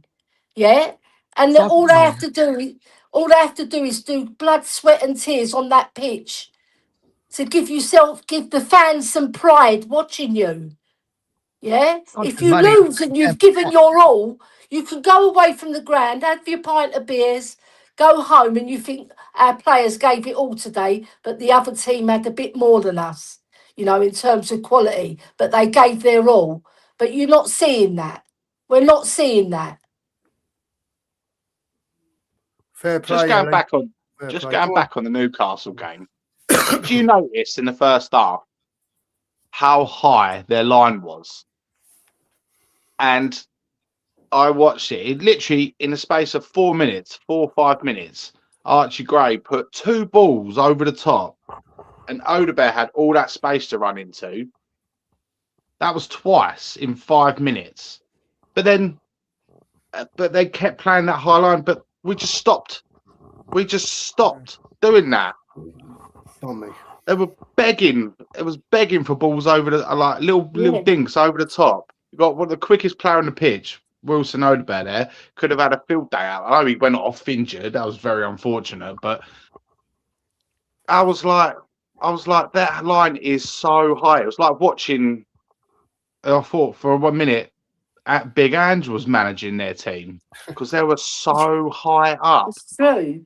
And Dan Burn, let's be honest, he is the slowest left back in the Premier League history of the Premier League. I reckon the Titanic could do a 360 turn quicker than him. Yeah, he can't turn. He's too big. He can't turn those hips to run back. Right? We could have caught him out. Absolute unit of a man. And he's so slow and sluggish. That was begging for a pacey winger. Do you know what I mean? And we just didn't exploit it. Again, down to shit tactics from Frank, wasn't it? And Nigel, what did we say before the game? If you remember, before the game, I sat there and said to you, Dan Bear's got Odegaard. If Odegaard can't skin this geezer, he ain't got to do anything. Knock it past him and run. Yeah. He ain't going to catch you. He didn't get the ball, did he, hardly? And he hardly got the ball. But do you know what? Do you know what, though? Dan Burn, right? Yeah, he's slow. He's a bit older, but he gives his all. Oh, yeah. Right, for that team. He whatever he lacks at that quality, he will give you in other things, yeah. And he'll put his body in the way. He'll stretch his leg to block the ball. He'll get himself in and around the play. He even joins the attack sometimes. And he's not a terrible footballer, but he's not. You wouldn't think, oh, Dan Burn's a brilliant player, but he's going to give his all. Right, and our players are not doing that, and they've got much more talent than him. Yeah, I'll take him at Spurs in a heartbeat because of his work. Just because of his pure work rate and I think Arsenal as well, right? Him at the back post would be awesome. I think Arsenal would take him just for his heading ability for the corners. Yeah, probably. Do you guys think we've got enough? 7. He's Crouch's height, isn't he? Do you think we've got enough? Do you think we've got enough in the tank to keep ourselves up? Yeah. As long as this manager organises this team correctly, we should get enough wins to stay up. And get some playing. What do you reckon we need? Realistically, 4, 5 wins max? Yeah. We should, looking at the fixtures, Dave. If you look at the fixtures, there's definitely 5. There's 5 wins there. 5 wins at least there. Dan, we should be able to get. Dan, if you get a chance on your little computer there, I don't know if you've got it open. Get Forest fixtures up on your thing, right? Have a look at Forest running, right? Right. I was of the opinion we was in trouble with the West Ham part of it. And then I've looked at Forest fixtures today, right? I think they're in deep shit. Do you want me to read them out? I think they're the ones who are going to go down. I think they're in deep shit, Forest. I think West Ham will get out of it and Forest will go down. And they've just sacked their manager as well. Yeah. Cookie, do you want me to read them out? Yeah, read them out, man, because I looked at them today. I thought they had hard running. So they've got at home to Liverpool next game. Yeah. Yeah, away to Brighton. Yeah. Away to City. Yeah. Home to Fulham. Then they play us. Yeah. Away. Home to Villa. Mm-hmm. Home to Burnley. Away to Sunderland. Away to Chelsea. Home to Newcastle. Away to United. And at home to Bournemouth. There you I go. didn't know that. I didn't know that. They got hard running. I think Can I that's flip? Can I flip flop now and say we're not going down? I thought we was in deep trouble, mate. And then I saw that today, and I thought if we can't stay up, right, with West Ham, you know, they have found a bit of form. Whether they can continue it or not, I don't know. But I saw them today, and I thought if we can't stay up with the fixtures that Forest have got there, yeah, I mean, then I'll give up. Honestly, I do. I'll give up. And I think Scott was right to a point. Yeah, we do need to get a bit. Yeah, we have got players that he don't know if whoever comes in can lift them. But when you see Forest and what they've got to do there, right, I think 4 wins is more than adequate. They're going to need 6, aren't they? If we get 4. With the West Ham. We're 5 points clear of West Ham. How many points clear of we are Forest? 3. 3. 3 points. So whatever we do, they've got to get an extra win and they've got worse goal difference. So they're probably, if we need 4, they've got to get 6. We're 2 points ahead of Forest, by the way. They've got 27, we've got 29. And 5. Leeds have got 30. So have a look at Leeds' fixtures as well, because they're in it as well. Yeah. Even Brighton, they've only got 31. Yeah. Yeah, what did you I look say? at Forest though. Brighton. I look didn't at you? I look at Forest though, and I look at you look at their team, mate. I'd take half of them in the Spurs team. I still think Same Forest I think Forest to be fine. I really do. I think it's out of West Ham and Leeds, to be fair. I think we'll be fine. I think West Ham or Leeds. But Leeds, like under Farke, have actually been pretty decent this season. Obviously, Farke went down with I think Norwich before, but they seem to be like competitive. Obviously, I don't mean in the sense that they're going to be. West Ham Leeds last game of the season, apparently. Do you know what, lads? Right, I said on Dan's show last night. Brian Clough, right? He was fucking brilliant, that Brian Clough. He said, I've got a really good team on paper, but unfortunately football's not played on paper, it's played on grass. Right? You can look at that. I love Brian Clough, he's fantastic, the things he came out with. And he was right sarky with it as well. But the thing is, you look at every team, and every team's got players that are good. Yeah, like you look at our team, we've got VDV, Xavi, Kudos when he's fit, Solanke's half decent up front, and then we've got Romero, we've got Udogi, Porro. They're all pretty decent players. The standouts are probably VDV for us and Xavi, right? Yeah. When he's on it, when Xavi's on it, he's really a good player, right? But he's been up and down with his form. But as slowly, he's getting better and better in terms of the physicality coping. Because you know, in the Premiership, boys, you haven't got time like in other leagues. They're on you like a fly on shit, right? So you've got to be quick. That's exactly what I've said. Yeah, and it's exactly the same. Like with Liverpool and Florian Wirtz, he's taking his time, but now he's quickly found his feet. And now he's starting to look like a very decent player for them now. It's just in Bundesliga, I watch it all the time. I watch Bundesliga all the time. And it's got so many hidden gems in that league. Absolute top-class talent. And they don't sell their players for astronomical fees, do they? They don't. No. It's like, I'll look at the Dortmund team. Yeah, we beat them and we made it look quite easily, to be fair, but they didn't help themselves with a straight red card. But even before the red card, they couldn't get the ball out of in our half. But you look at their team on paper, like some of the players they've got. I mean, I would take what's his name? Their striker, Serge Guirassy. Oh, I'll take him in a heartbeat at Spurs. Take him in a heartbeat. An absolute prolific goal scorer.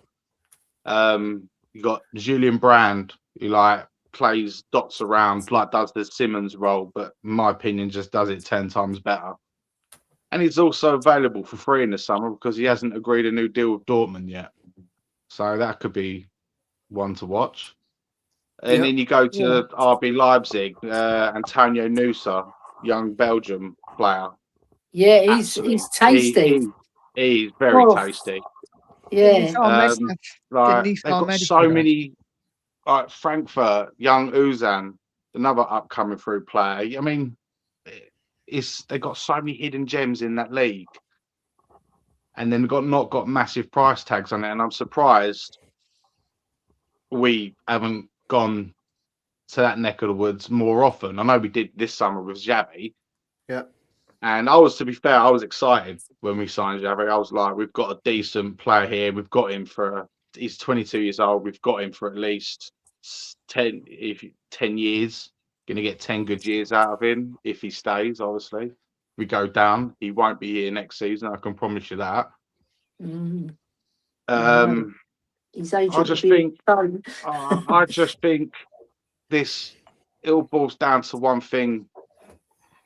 And it comes down. It starts from the top with terrible owners, an absolute woeful scouting network, and the worst. Dave, I've got a question for you, mate. Yeah, go on. Dave, and everybody. And this information came through today from. And I've seen Connor in the chat, so it was actually from his podcast today with Billy, the Whistle Blows. Martin Lipton. Big up, Connor, by the way. Get over and subscribe to the Whistle Blows if you haven't. Great stuff from Connor. I like Connor. I love Connor. He's very knowledgeable. He's a lovely guy. Lots of love to them, man. And so basically, what was said on that show is speaking to people who know Poch.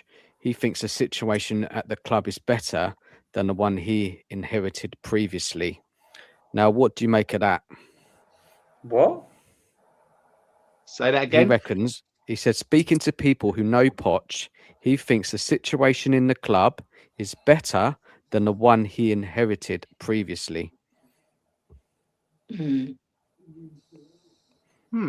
really agree with that. Well, this is coming from Poch. Yeah, this is. We didn't buy anyone for 3 windows. And then we give him an Ndombele and an injured Salso. It's when he inherited Nige, when he first came in. Possibly, I don't know. Comparing the squad he had. Saying that though, he did build up that squad, didn't he? He did build up that squad. Yeah. When he was backed with the pittance he had to work with, he built a terrific squad for that.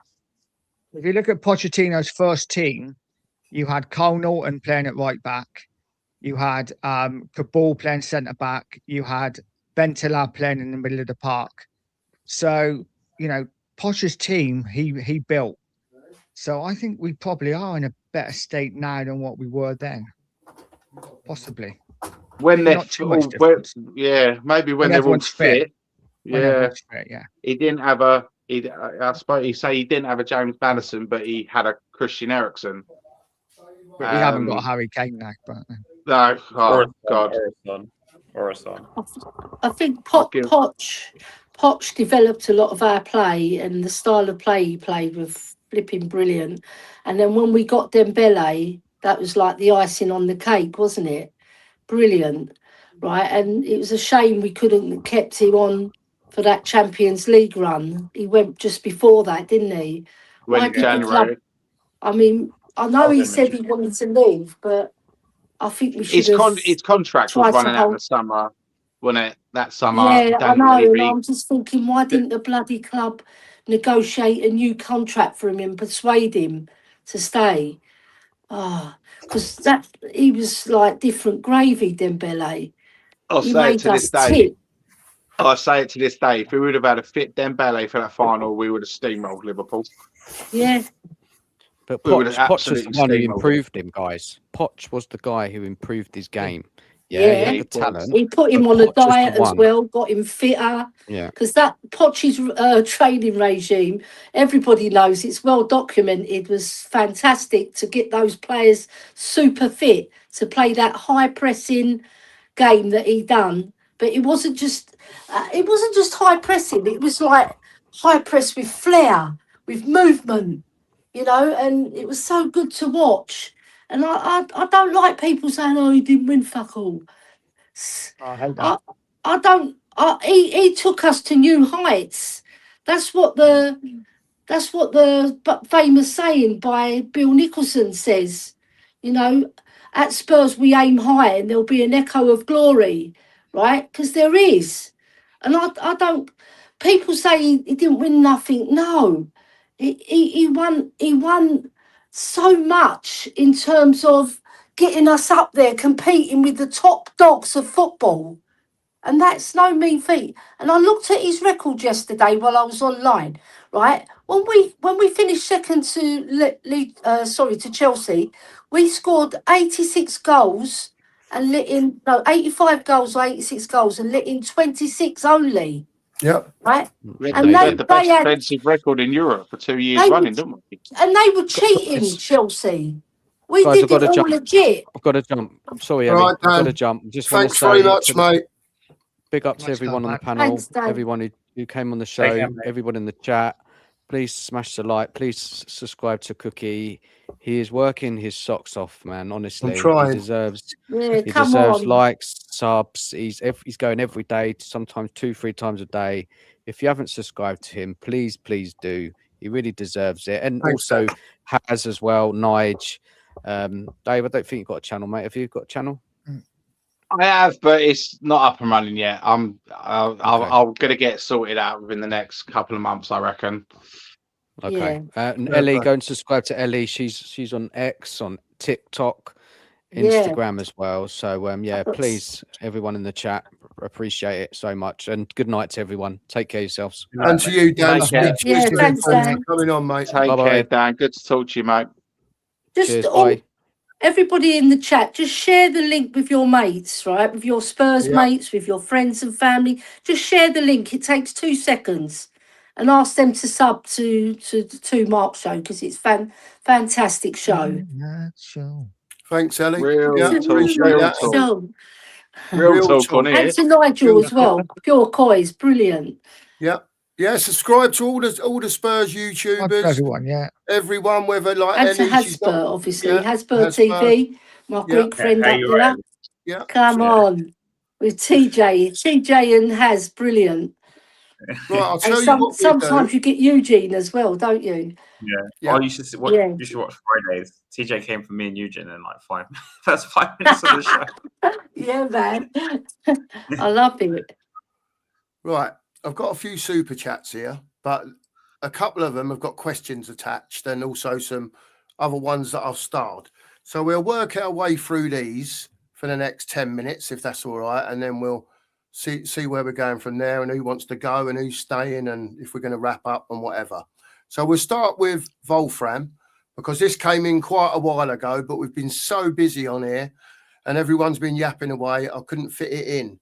So Wolfram says, thank you very much for the super chat, Wolfram. He says, do you think there is a chance for Kinski to play when Tudor steps in with his no bullshit attitude? Chaps. If Vicario keeps making stupid mistakes, I think he's not afraid to hook him. Fair play. We'll see. I think we give Vicario 1 game or 2 games, and then if it's not going well, he'll drop him. I don't see it personally. I don't rate Vicario, but I just think it's a massive, massive gamble to drop your keeper if it all goes tits up. I just think he'll play it safe, personally. But what if he has 2 clangers in like the first 2 games? Like he has like 2 or 3 clangers that he always does. Well, Kinski? yeah, that's different. No. How bad are the clangers? Oh, Vicario. Yeah. I don't think he'll change it. I think Vicario will have to make a big boo-boo for him to change it, to be fair. but we'll see. He's gonna be watching them all this week in training, and he'll pick who he thinks is sufficient to play at the end of the day, won't he? So he's not much to pick from, though, is he? He's got a lot. I was just going to add on there, Dave. He ain't got a lot, but it is what it is. Is it true? I heard Odebert's out till fucking December. Yeah, he's done an ACL, hasn't he? Yeah, ACL tear. December. The most innocuous injury you could ever get. Yeah. Matt, I didn't even I've think done my he'd done his ACL. knee. I thought he'd I've done done my his ACL, my football playing days, about 2-3 times. I was only out for about 6 weeks. Really? Yes. You know, Dave, I've done an ACL. It finished me. Oh, bloody hell. Oh, maybe I just tore. Yeah, maybe it weren't ACL. I just tore my ligaments in the inside of my knee, and I didn't play football for about 6 to 8 weeks after that. Yeah, it's never the same though. You're never the same. There's differing degrees of ACLs, little tears, and whether you rip them right off or the meniscus and all that. There's loads of different factions to it, but yeah, it is what it is, mate. Big up to Wolfram for sending that in. Really appreciate that, Wolfram. Daniel Beecham has asked a question. Great podcast tonight, gents. Can you talk about what positives you are seeing now and explain how you think we as fans can help our club for the remainder of the season? Great question, Daniel. Great question, that. And we'll go around the panel and see what they think. And whoever wants to go first. Go on, Nige. I mean, the positives are that. The positive is that I guess it's like a new voice in the dressing room. That's all I'm going to say. Because I just don't know Tudor very well, so I can't really say, oh, he's going to play like this amazing football. As for fans, I guess we just have to pull together because we're in a relegation battle. We don't have a choice at this point. We just don't have a choice. Yeah. No, I'm the same. I think as fans, we need to start getting behind the team. I understand the booing for the last however long Frank was in charge of football was terrible. He had to go, but now, regardless, we just have to get. It's not about the football anymore. I know Tottenham are renowned for playing attractive, front-footed football. I don't care if they stink the place out for the next 12 games. It's all about getting 3 points, and if we can do that, happy days. Positives. Frank's not here. We have a new manager. That's about it. He looks good in a suit. That's all I've got, mate. Looks very rugged, doesn't he? Yeah. Hey? Yeah, I don't think he shops at Primark anyway, put it that way. With them suit jackets and that he's got on there. Jeez. He looks a right animal, doesn't he? Hey, to be honest with you, I'm with Ellie here. I'm with Ellie. And I'm like, I don't know if I want him to get stuck in too hard because I think it might turn some of them off. But I want him to go in there and let him know who's boss. Do you know what I mean? And do what he's got to do to get the points for us. Are you back, Ellie? No, she's not. Right. Oh, she's got her volume off. She might be doing something. It don't matter. We'll move on. Anyone else got an answer for this question before we move on? Or have you all answered? Dave? I'd say a bit with Nigel, but the biggest positive in the room is the fact that Frank's gone. Okay. That's a huge win for us Spurs fans. I respect him I like him as a person, but he just was not cut out for the job. So he had to go. Second positive, I'd say from what I've been reading and stuff like that about Tudor, that he has no dickheads policy attitude. And I think he will nip in the bud all this Romero malarkey. Players not turning up, players turning up late to training and stuff like that. He'll nip all that in the bud. He'll be like, you get one chance with me and that's it. And I think it will, hopefully, I like to think he will start bringing the players out of their shell a bit, make them feel a bit positive, not necessarily putting an arm around them, but just making them believe they're better than what they're showing at the moment. That's what you kind of need with this manager bounce. Yeah. But yeah, so I it's just the hardest part of me is to try to believe all what I'm saying is that our squad is so badly depleted and the players have just got no confidence in themselves at all. And I think this is where we've been going wrong based on the league performance over the last 2 seasons. Because I remember Seth Frank saying beginning of the season, he goes, "This is the team that lost, that finished 17th last season." And I'm now you're looking back now. Hang on a minute, mate. You're about to get us relegated. So you're not doing much better, are you? At least the big Aussie at least won a trophy. Do you know what I mean? So Yep. Fair play, Dave. Yeah. Fair play. Go on, mate. Carry on if you got more. No, that's it for me, mate. That's it for me. All right, fair play. Is Ellie back yet? I don't know if she is or not. I think she's trying to come back in and she's already on the screen. I'm a bit confused, but she's not there anyway. Okie dokie. I don't know if you remember earlier on, Kevin Cook had a question about what happens if Tudor loses his first 5 games. So he's come in with his own reply because we've give ours. And he says, the answer to my own question is, we brought this manager in for an instant reaction. Agreed, Kev? Yeah. If we don't win any of the first 5, then he's fouled and goes, as far as Kevin's concerned, which still gives us 7 games with someone else. Thoughts on that, chaps? Agreed? Disagree? Is he here for the long term? Agreed. If he doesn't do anything in the first 5 games, I think he's gone. Because they have to make a change again. If we're in the relegation zone and we're still playing the same levels we were under Frank, I think they'll change him.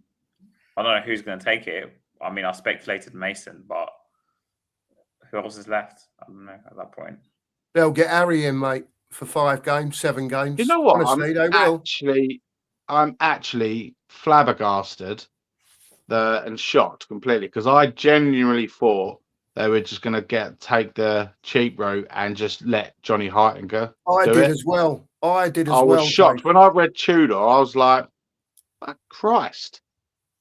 I actually genuinely thought we were going to get Heitinger. That was going to be...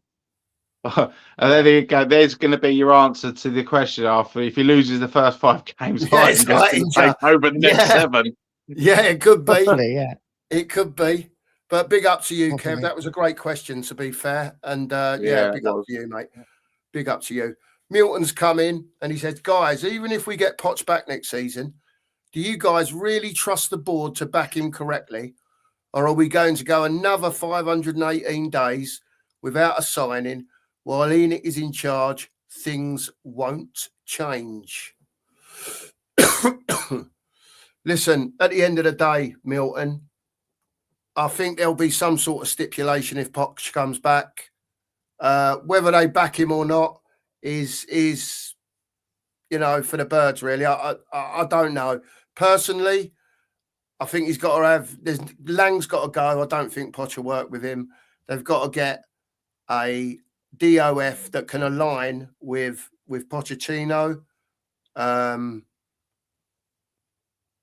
Preferably, I'd like him to be here with no Enoch and another owner, but... Be lovely, wouldn't it? Yeah, but, the fans want him at the end of the day. And, my thing is with him, it's a bit like what Ellie said. Even though he didn't win anything, he brought fabulous football to Tottenham. You know what I mean? The feel-good factor. The last year at the Lanes, 17 wins and 2 draws. I mean, come on, that is top banana gear, isn't it? Do you know what I mean? Champions League final, 2 or 3 years where he was sort of up there competing.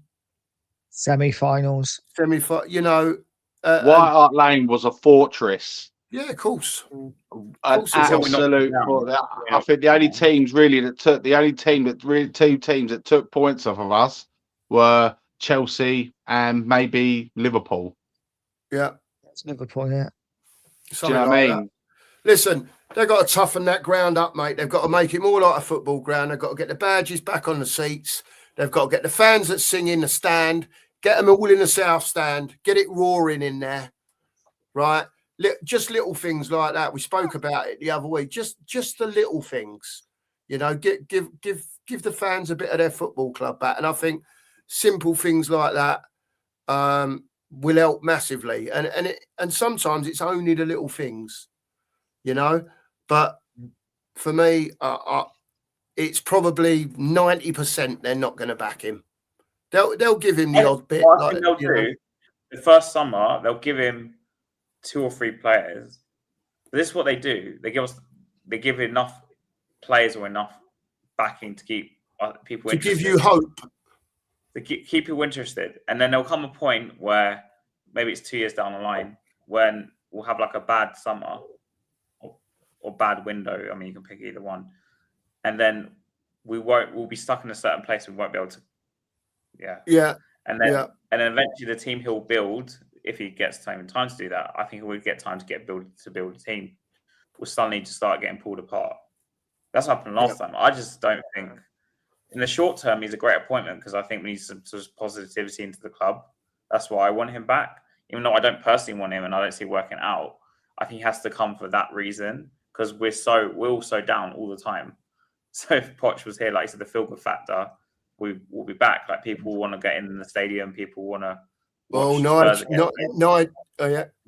go on, Nige. You was doing a bit of that as well. Yeah, bang on. Yeah, listen, for that exact reason, people will want to go back to the stadium again. I can already see the Pochettino thing coming out, and the songs coming out that they will have full houses if Pochettino comes back. And I actually, you know what, Enoch will never ever back any manager properly.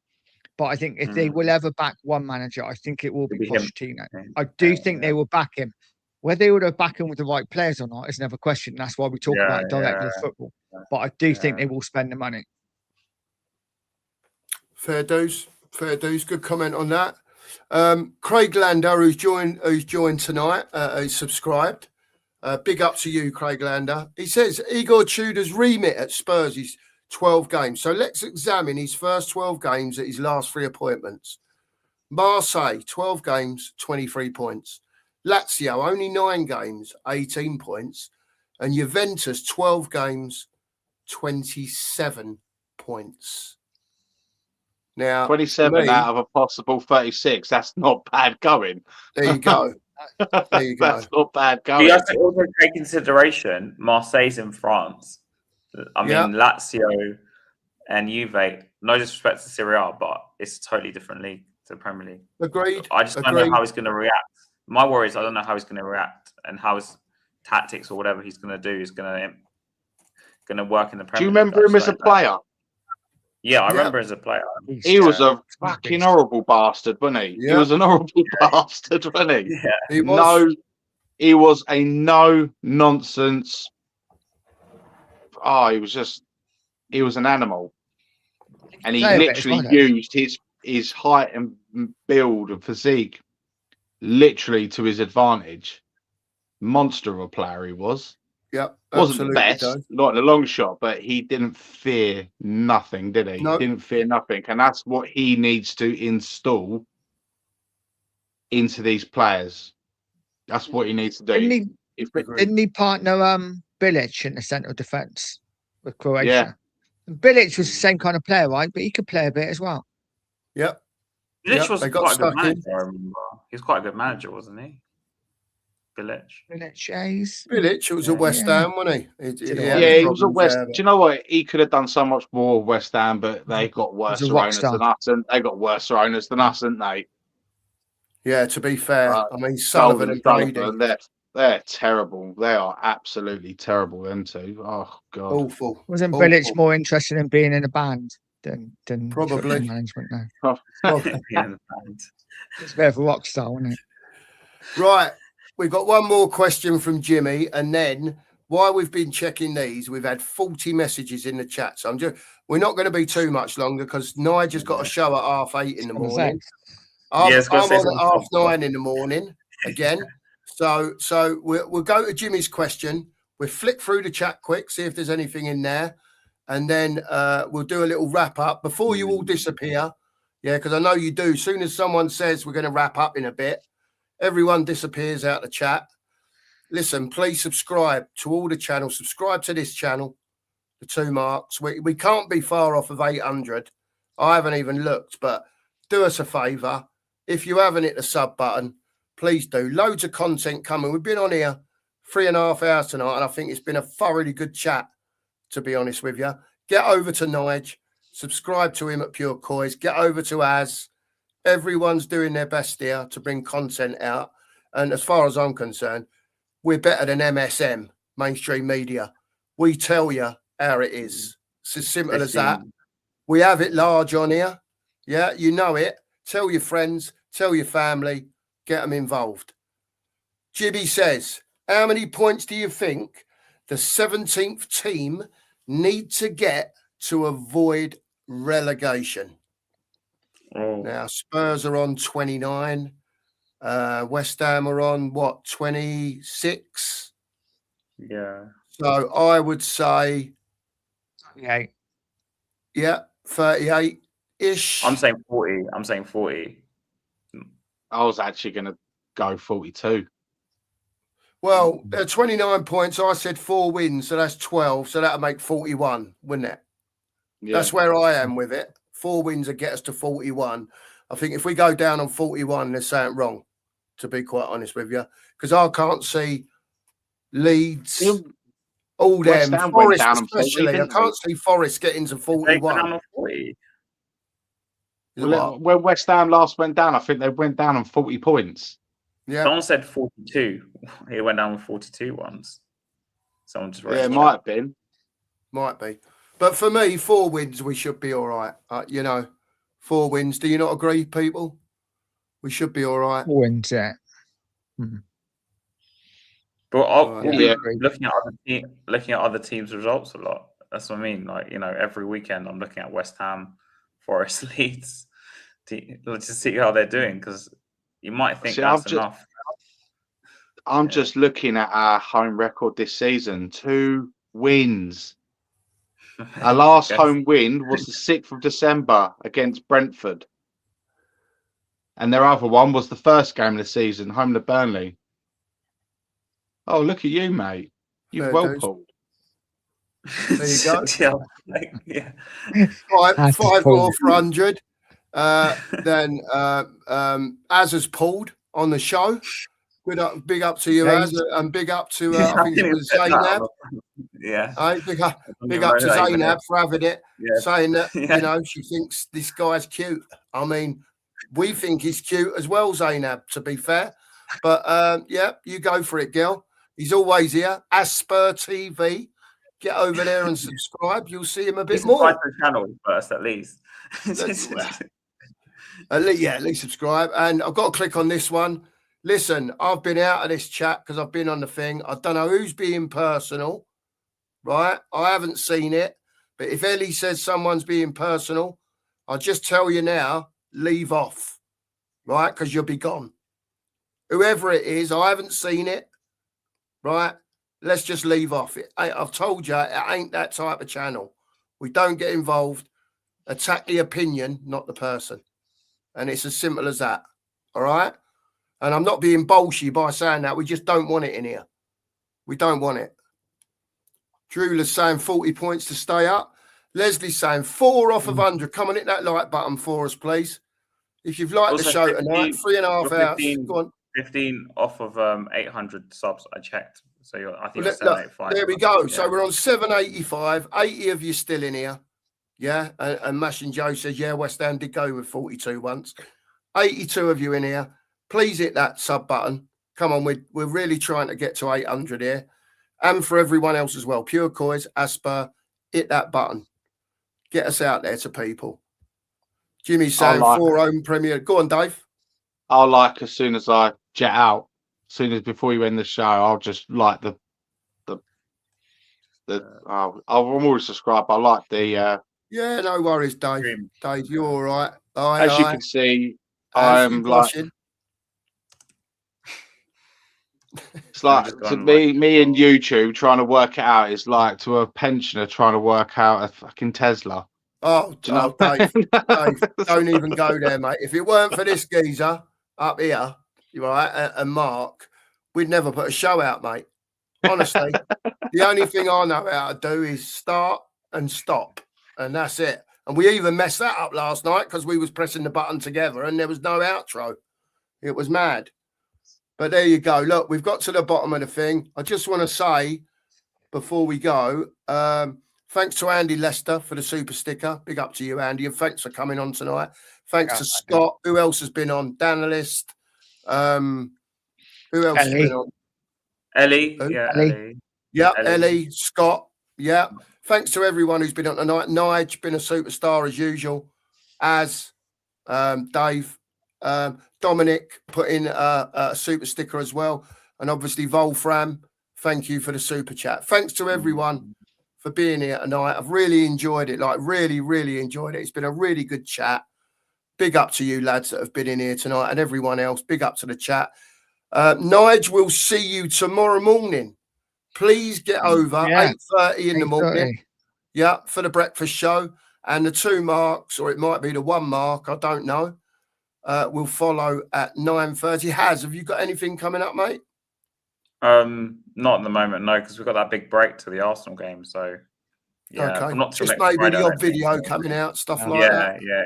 If something happens, but yeah, fair dues. I mean, fair dues, mate. Fair dues. That's great stuff. Listen, subscribe to everyone. I hope you've all enjoyed the program tonight. Big up to everyone in the chat. Great stuff, yeah. And we'll see you in the morning, me and Nige, and hope you tune in. All I've got to say is, come on, Igor Tudor, get a tune out of this team. And come on, you Spurs. Come on, come on, you Spurs. You Spurs. Come on, you Spurs. Show.